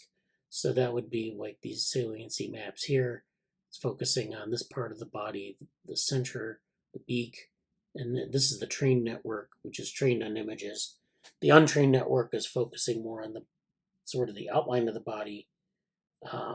Yeah, it's hard to see the difference, but it looks like the trained network is picking up on some of the discrete features like the beak and the eyes and some parts of the neck here. So yeah, there's a difference in how what it's picking up on. Both saliency maps may look similar and detect the main object of the photo, the bird. However, the right panel is actually the saliency map from an untrained network, which is different from the trained network. This observation suggests that even when you see a visually meaningful output from a metric, which is this detection algorithm, it's basically is it detecting, so is it correlating some feature with, being positive for a bird. You have to be cautious about interpreting the system. So this kind of goes through interpreting the output of AI. Their recent paper here follows this approach, aiming to evaluate machine learning models through the lens of cognitive science methodologies, conducting cognitive science experiments for machine learning models, and analyze the model's internal representation using neuroscience methodologies. By applying this approach to our recent machine learning model, CLIP, jointly trained with text and images, we find that the vision and language do not appropriately share semantic representations in the model. So this is where you take vision and language and they're basically semantically they're represented in different modules, and that's the way it's typically done. This finding is unexpected given that the model was successful in many recent language vision tasks. So it's successful in like these tasks where it's trying to combine different sensory modalities, but in reality, it's actually the representation treats them as separate things. Which, in our brains, we talked about how we have different sensory streams, and we also talked about how there's sensory integration. And so I guess it depends on the brain and what you're looking at in terms of the representation that's useful for, combining signals. Sometimes it's useful to not combine sensory modalities. If you're just trying to detect some image, you don't want to have interference from like what it might smell like or what it might taste like. Although some people, I think they call it synesthesia. I guess it would be an example of synesthesia, where people sort of sense both inadvertently. Researchers may achieve to develop machine learning models with remarkably higher performances for some distribution of tasks in the future, but they also have to consider how to interpret them deeply. So this is, I think, a nice overview of this and how they're using cognitive science to deal with some of these interpretability issues. I'm going to copy this, put it in the chat for people to go over at their leisure. I think it's an important article especially for some of the things you talked about in cognition futures. We've been talking about like cognitive science methodologies, and some of these are going to be very useful. But also, bringing AI tools in the mix, where there's a lot of work that's been done on machine learning representations or neuroscience representations and applying them to machine learning models.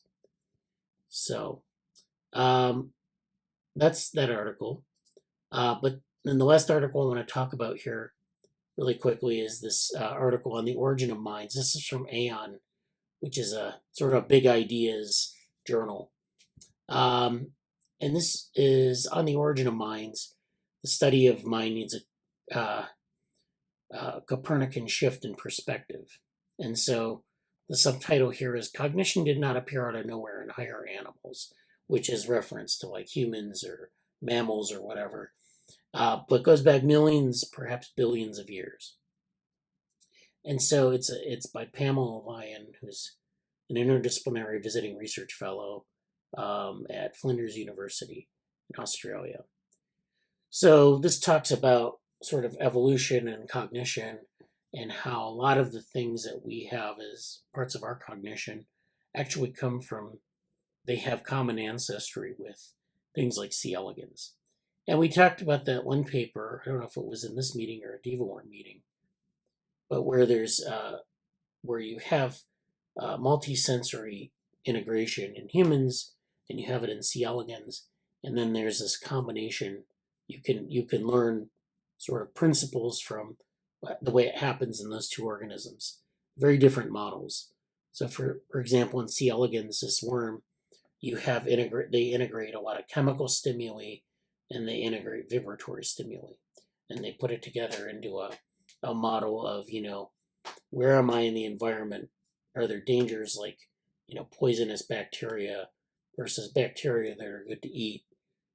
Where am I in the sort of they burrow through the soil. So where am I in the soil? Am I near something like a barrier, or am I in a good area or not? So these are all things that they need to know, or at least to get a sense of how to survive, or where to eat, or where to move next.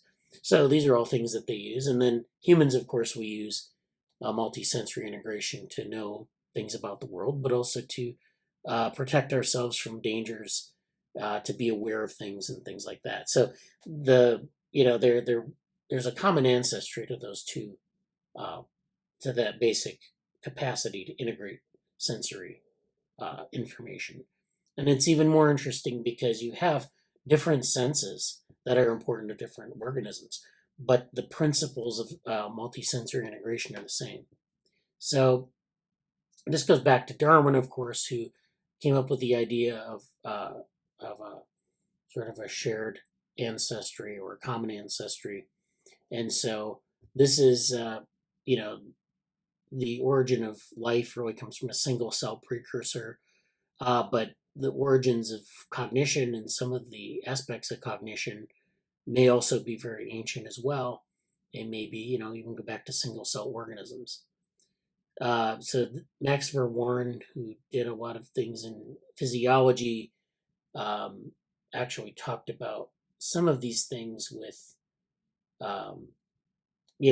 mental evolution. There was a debate between Darwin and Verworn about the continuity of mental evolution.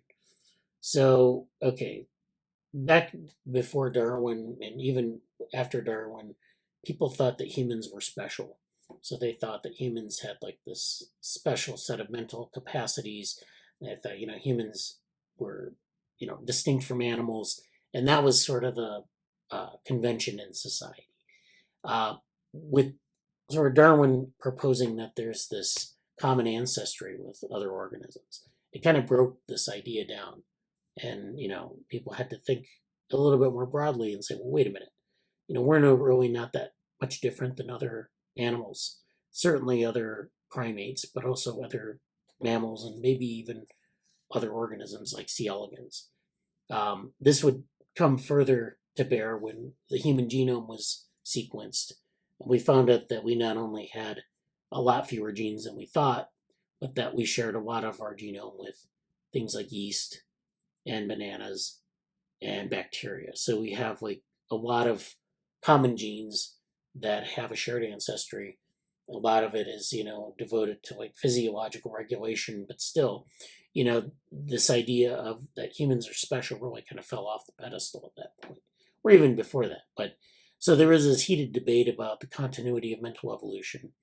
The idea of what in humans is called mind, and in other animals is usually called cognition. That developed and changed over millions or even billions of years. That debate continues to this day. The rise of behaviorism in the early 1900s, which privileged observable behavior as the only admissible scientific data, curtailed discussion by taking talk about minds off the table for decades. When the cognitive revolution launched mid-century, in the mid-20th century, discontinuity was firmly established. The consensus was that in some point in evolution, we might never know when, cognition, poof, somehow appears in some animals. Before that, behavior, the only indicator of cognition available without language, would be entirely innate, machine-like, reflexive. It might have looked cognitively driven, but it wasn't. This remains the dominant view, almost entirely on the grounds of its intuitive plausibility based on common sense understanding. Yeah, I think that's an important point.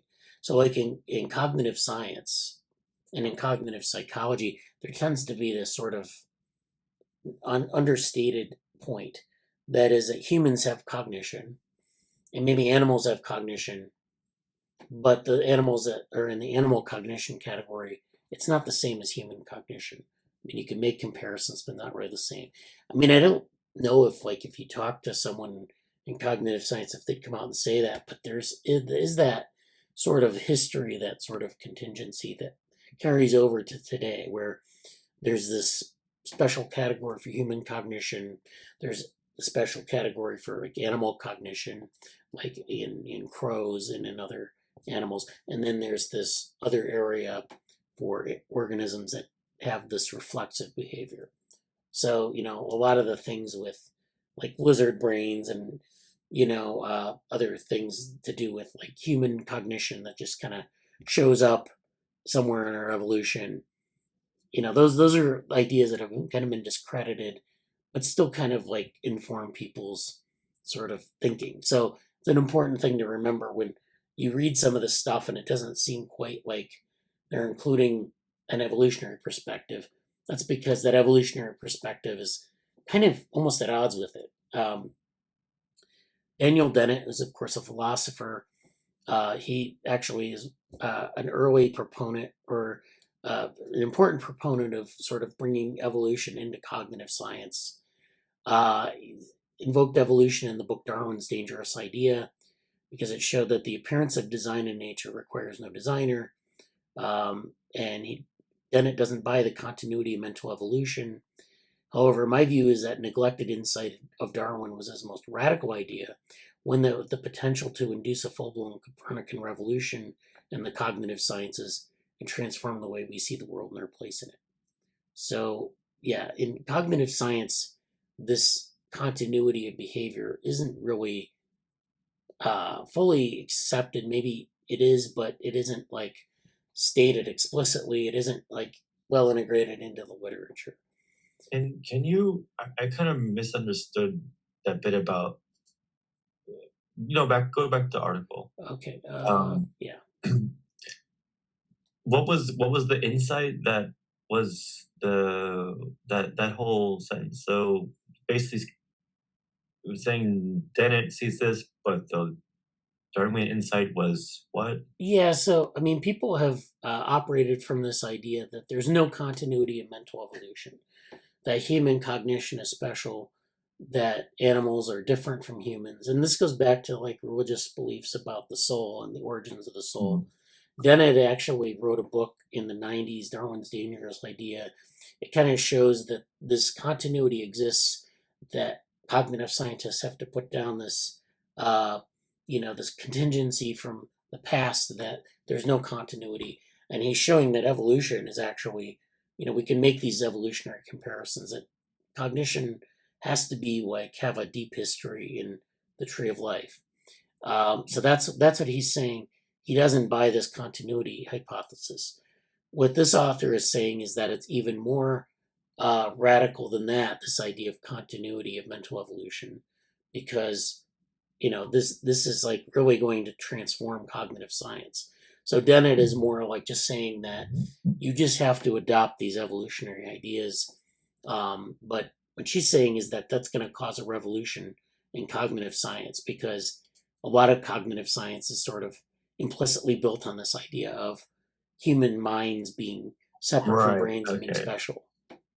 Okay. I didn't understand which way she was right going from that because I couldn't tell if she was that makes sense. And I pretty much agree, and I feel like I want to finish the article, but like it's going in a direction that is adjacent to some of my views, not just it's so we can finish it. Yeah. Sorry. Well, I mean, that's all I want to talk about right now. I think we're running against time. But I'll put this in the link in the if you could chat. put all of those. I don't know if that's all of you. Oh, that's I can put them in the Slack too. But those are the two articles last two I talked about. So that's all I wanted to talk about with respect to that. I don't know, Jesse, if you wanted to do any other. We have about maybe 15 minutes. If you wanted to talk about something on your work, you had mentioned some other update you wanted to make. Yeah, I'll go over the. I don't have. I'm gonna. If you, I could. I did make it into a PDF that I could more easily share. Okay. I don't know if I can just. No, I didn't do this right now. It's stuck to my iPad. I'm trying to really get. I have a newer iPad and it's really great, but I also don't. It's a little bit unwieldy in certain ways right now. Yeah. So I don't know because have you? I know your Jamboard is like an attachment to your main desktop PC. Right? No, it's actually I can send you the link to the Jamboard here. It's in the cloud. I think I should have the permissions. Okay, so you're just using your mouse and not like a. Well, I'm using a touchpad, but you can use a mouse too. It's not. I think you can just use a mouse. Very rudimentary, but. I'll just if you'll bear with the awkwardness, I don't know how it's gonna look on here. It's fine. But I'm gonna try to just pull up this thing. It'll be a little bit awkward, but that's okay. So am I. All right. Okay. Let me just close everything else out so this will be nice and clean, simple and clean. That's the way you gotta be. Okay, so I'm gonna quickly go through the Augmented Brains event from yesterday. There's a whole bunch. I didn't really even do a full NeuroIPS update, but I'm not gonna do that today. There's more to say about plot twisters in general. Also, we did like a 5-minute version of what could be like a 20 or 30-minute discussion about what's actually going on with them. Yeah. But for now, I'm just gonna do this for today since we're here. Yeah. So I was at an event yesterday, pretty much all day. Well, 10 to 5-ish. Is this visible to you? I can see yes, I can. It's not gonna be. Is it still working? Yeah, it's still working. I don't like that view as much. It's kind of screwy. Can I zoom out a bit here? Yeah, we'll do it like this, kind of. This is the main title, and this is basically a PDF of the website. But it was at MIT Museum, which they've reopened. I was a little bit disappointed because one of my favorite pictures I've ever taken was when I first visited the MIT Museum 5 years ago. So I didn't really expect them to have this exhibit. It was a wonderful exhibit of Norbert Weiner and about like cybernetics and AI, and it was like, yeah. And so I'm so glad I got a picture of it when I did, but it's currently in storage. They have all new stuff there. It's really cool. Check it out, so on and so forth. But the event was basically future of brain sensing, living implants, memory fabrication, holograms, dreams, and more. Some demos. I didn't get to go to some of them.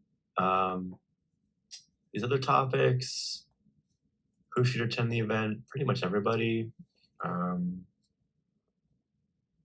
So just to kind of briefly go over the agenda, cognitive augmentation was basically, can I go like this? Oh, it's not letting me do this here. Hold on a second. I'm just going to pull this up.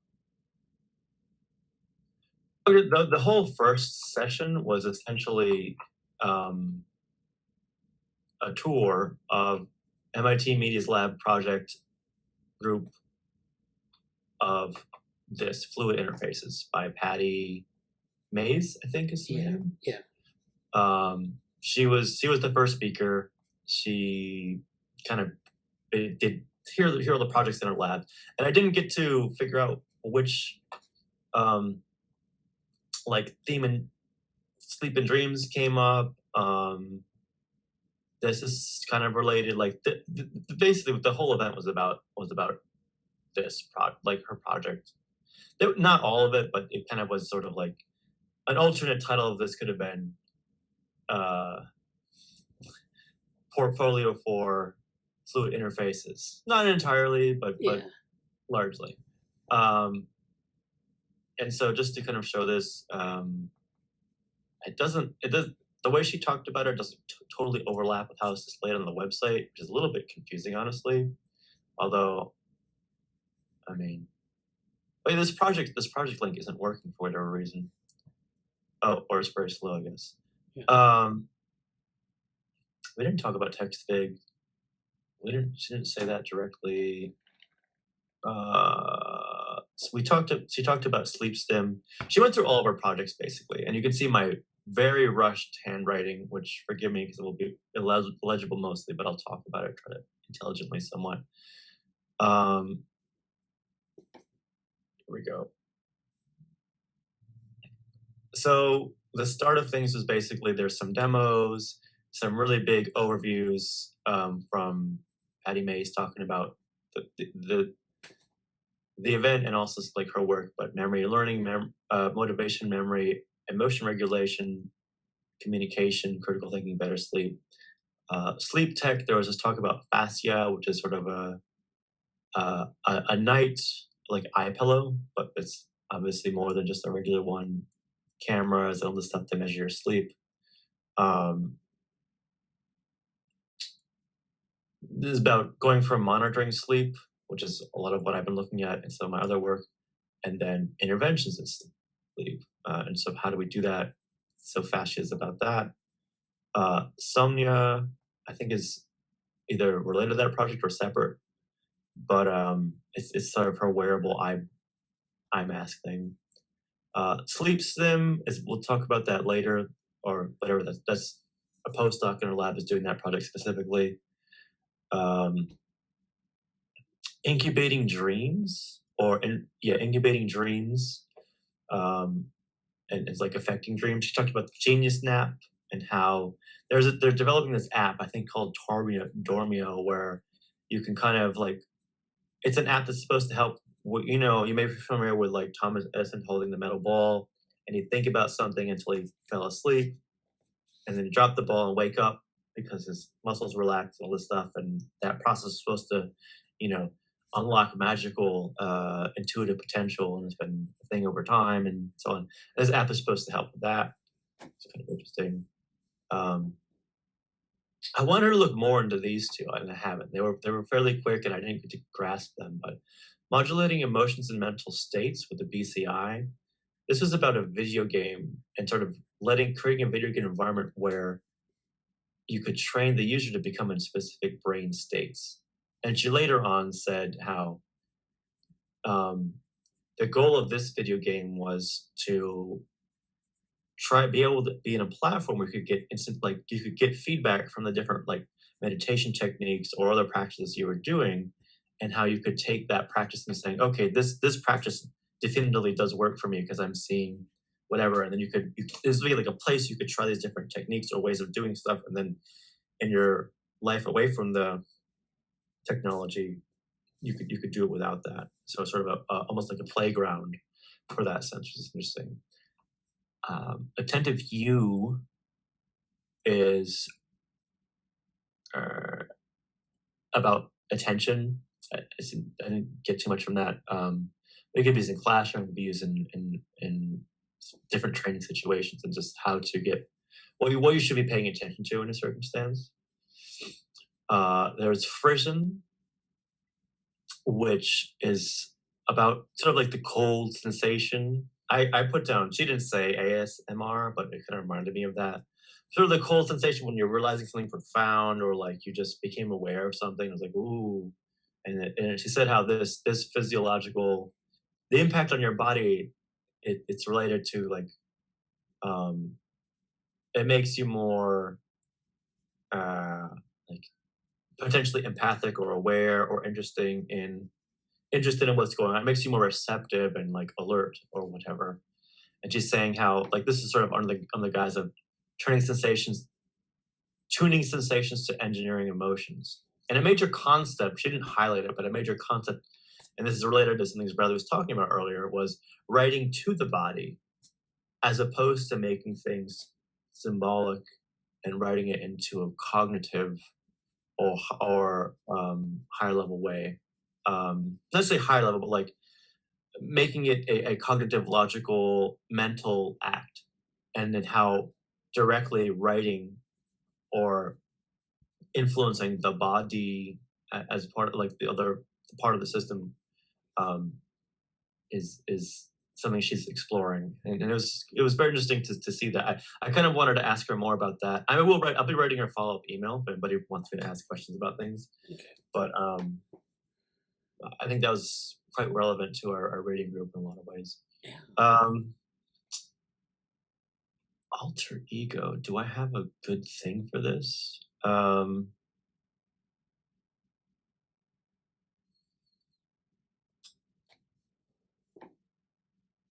No, the alter ego was something that would translate. It's basically using your jaw muscles or your face muscles. Even if you can't physically speak, you cannot produce audio sound.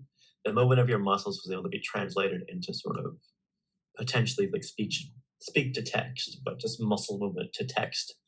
So working on that, and moving beyond eye gaze, and using a more fluid, more rapid interface that you wouldn't have to just stare at letters or words or anything like that. And I mentioned, in my mind, I'm thinking, yeah, that's kind of what cognition is doing. I think that's more eye gaze based. Or no, it's not. But like the same nonverbal situation. Project Us. I want to look into that particularly because it's related to some things that I've been looking at elsewhere. But Project Us is a AI biosignal process unveiling dynamic interactions to help people become more empathic and inclusive. And you can kind of see here, I'll zoom in a bit, but bio capturing, AI signal processing, and insight generation and actionable feedback. So feedback as in you may be, not listening enough, or you may be speaking over somebody, or you're avoiding a topic. And I wonder about implications for like specific things such as like nonviolent communication or being trauma informed. Like I'm very curious about this in terms of what,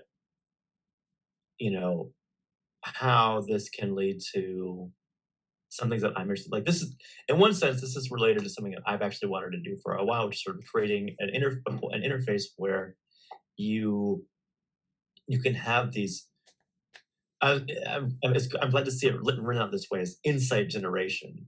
That's a very nice way to say it as opposed to like corrective measures or when you think someone's being abusive, what are you gonna how do you comment on that? But insight generation is a nice general term of like uh, bringing things up that someone may not be aware of or focusing on.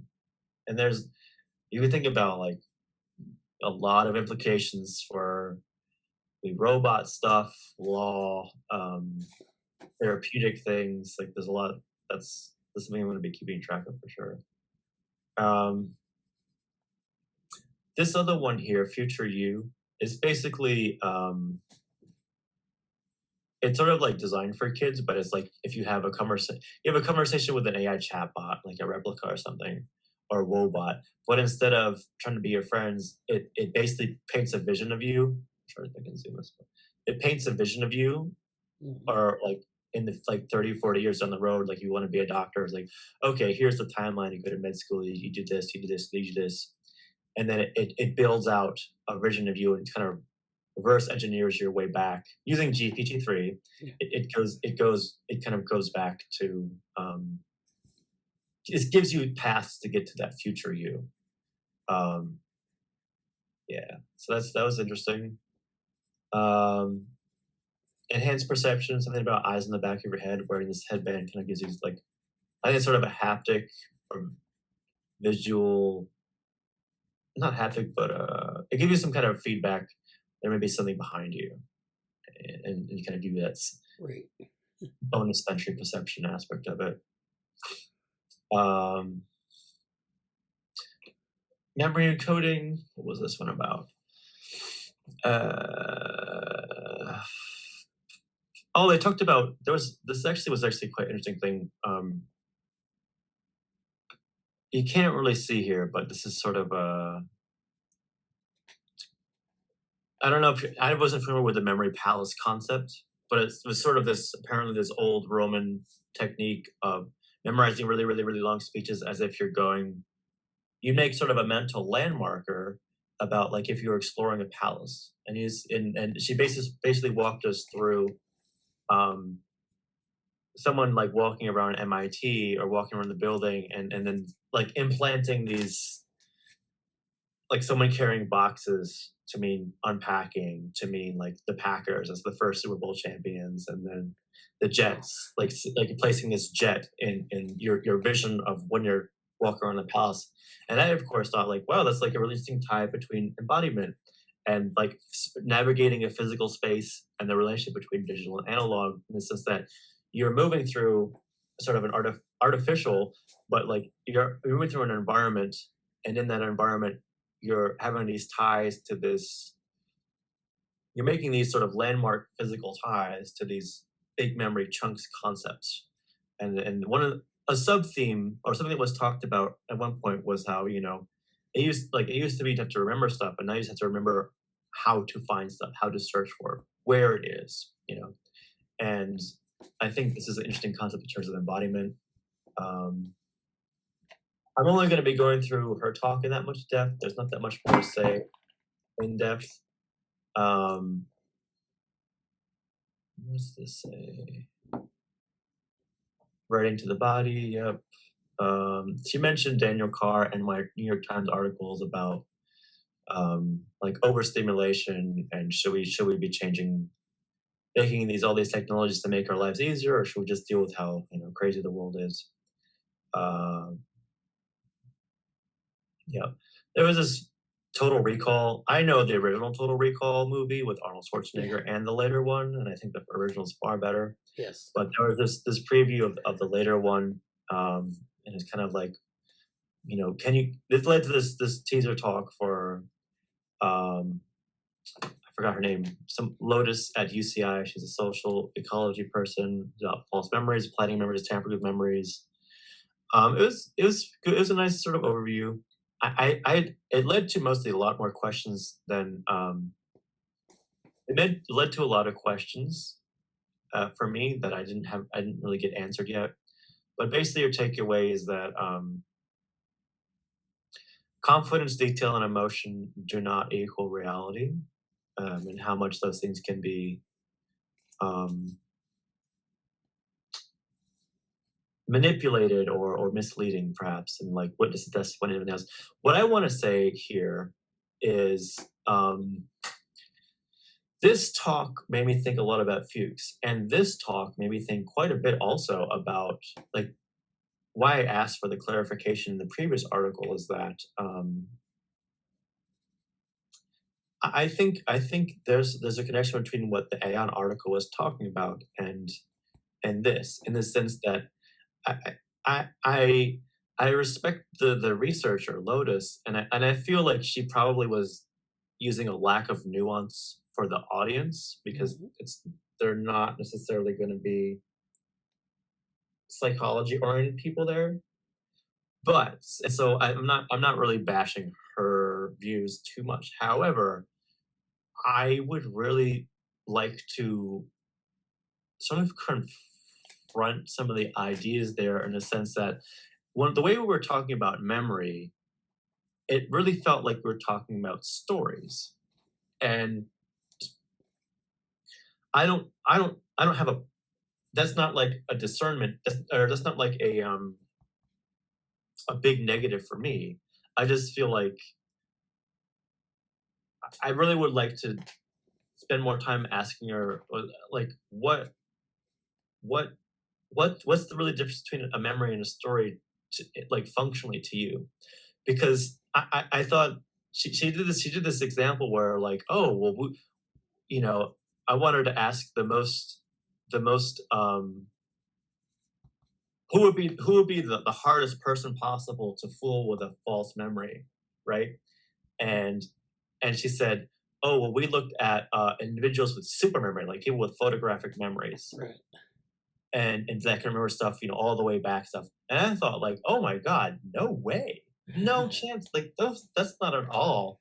Like, to me, it's like very strong reaction. Like, that's absolutely not who I would go to about people who would deal with false memories. Like, and why is that? And what does that mean about how memory is being viewed in this context? Because for me, I would like what stands out here for me is much more the people who I would go to for that would be the people who are. I find this much less about memory and much more about kind of malleability of personal identity or understanding. Like, there are friends of mine that I can convince way easier than others, to their benefit or to their detriment. I have friends who are extremely stubborn and unable to, like, to their detriment, they cannot get out of their own way. And I feel like that I feel like that's a much more interesting dynamic than, like, super memory people. Because why are this there's sort of a individual personality differences, which we didn't get into at all, as far as, like, she kind of did a little bit at the end, and also, like, how different people would report. They want to have prestige enhancing reporting, and the demand, what should you call it, demand, like, the demand characteristics, like what's being asked, and how people maybe want to acquiesce or make themselves look better in terms of whatever's happening.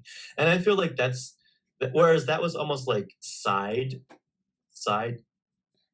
like afterthoughts in this talk. To me, that's the whole talk, is like, how much is your social conditioning, your environment. Why I mentioned story, like story versus, like, planning a memory versus convincing of a story. Like, for me, it's like the memory itself, the is sort of a connection of all these supporting strands of evidence and experience that kind of have a continuous flow to it. And when you're convincing or planning false memories, you're basically taking one thread out and asserting another thread in. And I feel like that's much more the act of convincing and challenging someone. We didn't talk at all about metacognition, really. Maybe like one glance at it. Then we didn't use the word, but yeah, I'm like, where's the talk about metacognition and people who have, like, very strong inclinations of judgment against, no, I know this, and I don't want to do this, versus, like, what you can do to undermine people's sense of confidence about what that is and change that, and how malleable confidence is. So, but I feel like it was an interesting discussion, but also, like, it made it feel extremely. It made how cognition was viewed extremely mental, and there was, I think, a large element of human speciality. Like, there was, like, something about having a memory, and I do, memory as a Wikipedia, I think, is shocking in the sense that we think we have this perfect memory, and then, yes, we can cap it, rewrite, and other people come in and rewrite the page and stuff like that too. But for me, it's like, well, how I would really want to ask her, like, how are you differentiating a memory from a story that you believe? Yeah. And I'm not saying that in a negative way, but more so, like, it, the story is the fun part of thinking about it as a story is that the story exists in a world and exists in the context of your relationship to the world. A memory is sort of like, almost like, oh, I put this file in a flash drive in my mind, and it's just in there. And I think that's a very important difference in how it happens. So Yeah. I know we're pretty much out of time, so I'll just mention a few other things. Running to the brain was sort of the sleep stuff. The takeaway from that is if you want to screw with somebody's remembering stuff, interrupt their sleep. Yeah. That's um, true. like bother them at key points of learning because they were like having like these sort of vocal cues and stuff. But it looks like an interesting system. I want to follow up on that. The next talk was living in BCI, which is Teresa Vaughan, and she's done a lot in this area, and it's really interesting to see her. It's funny because I feel like for a lot of folks at MIT, they probably don't have the experience that I've recently had, where I'm going around to places and setting up devices. They weren't BCI devices, but a lot of this talk was like in person interaction with folks who are dealing with like ALS and the different kind of BCIs they can use. Some of them very old, very slow, but like getting people to interface with the devices and the care staff. Like I'm actually super familiar with that now. Um, but this interesting takeaway from her talk was do I have the images of it? Basically how different types of signals, but basically how there's a relationship between plasticity, muscle output, and action. And she was saying how when you're using BCI or other things, you're taking muscles out of the loop, which is kind of this diagram over here. Mhm. You're basically taking muscles out of the loop because you're achieving something without all that interaction. And I didn't quite get what her point was or where she was going, where she's going with it. But it was basically how when you're not using this muscle mass that the body's connected to, how does that affect plasticity and ability to grow or change? And what can we do about augmenting that I guess circuit or loop of sorts? Right. Something to think about. Well, you're bypassing a normal loop, and so like if you don't use your muscle, it tends to atrophy. So if someone goes into outer space and they don't experience the gravity that they do on Earth, their muscles get really kind of out of shape, and they have to like do rehabilitation to recover their ability to walk and use their muscles. And so when you are bypassing the muscles with a signal, you're not using the muscles, and so you have to condition them because muscles are basically kept active or tonic when they're used. So like that's actually what veal is. It's like where they take cows and they tie them down so that they can't walk. So the muscle is less. It's more tender and less conditioned. And so Mhm. that muscles are it's very important for muscles to have that kind of physical feedback with the environment, but also the signals coming in from the brain. And so when you bypass that, you lose that entire sort of circuit and you get these degenerative effects. But Mhm. also it limits the amount of plasticity you might gain from learning from the environment. So, I don't want to say anything about like muscles having any special abilities to process information, but they do have their molecular inputs, Mhm. that or molecular cascades that get triggered when muscles are activated. And yeah, there's a lot of uh, activity dependence is a term that we used in a meeting like I think 2 weeks ago, and that's important here. Yeah. Good stuff. Uh, this was a really cool talk. A lot of it was above my head because about basic neuroengineering. But the preview, the whereas this was Total Recall. Yeah. Oh no, the previous one. What was the preview for this one? I don't remember the preview video for this, but this next talk that was the Venom trailer was about symbiosis. If anybody knows the comic book anti-hero, I guess Venom is sort of this um,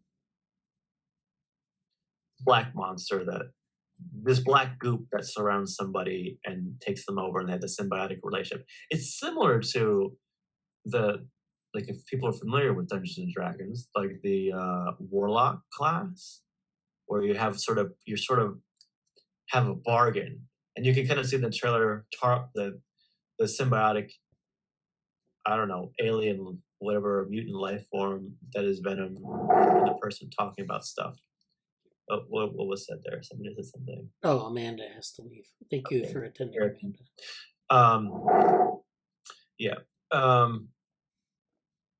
But yeah, that's the trailer. The talk was about Towards Future Systems Live Wires, and it was by Casey Cullen. Really cool stuff being happened here, and it would be a nice talk for like the Diva Worm group a bit.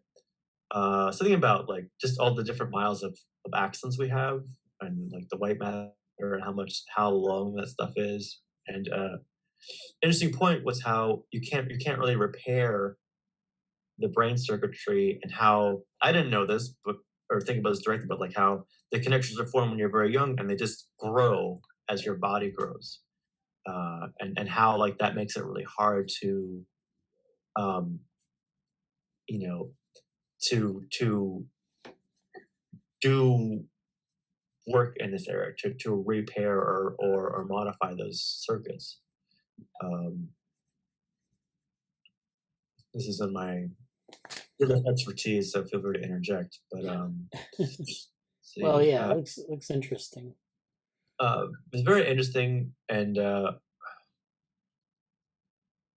it's definitely something you have to consider for like neurobotics and for brain machine interfaces, because a lot of it's we're talking about like hacking into these circuits. So how do you, if you don't understand how they change, how do you, get around it or integrate with it? And I don't have a good image for it, but basically one of the questions was sort of how do you search your neuron? And then like this question of how do you like get this stuff, basically trying to get sort of the brain tissue to come outside of the body and stuff like that. And then went into some details about that and how the implant is left in the wake of the needle of the injection site, and then like all that stuff. Yeah. There were some other points that I wanted to kind of say here, but it was basically how can we extend our brain circuitry outside of our skull a little bit? Is one of the ideas, and he's doing some work there. It's tough, but it's really cool. I think that's all I was gonna say. I know we're quite late. There was also talk with Halo. There's if people are familiar with Halo, there's an AI in Halo called Cortana, and then there's like a new. We talked with the director of it, the Microsoft guy who helped make Halo and Xbox and stuff like that was there, and there's a live action like film on some like Netflix type Paramount or something, and there's a discussion about that, which was pretty cool, but nothing. If I watch the show, I'll say more about it, but it had some good points of like interesting things about thinking about humans interacting with AGIs and robots, and sort of our mesh point between. It kind of would fit a little bit with the poster about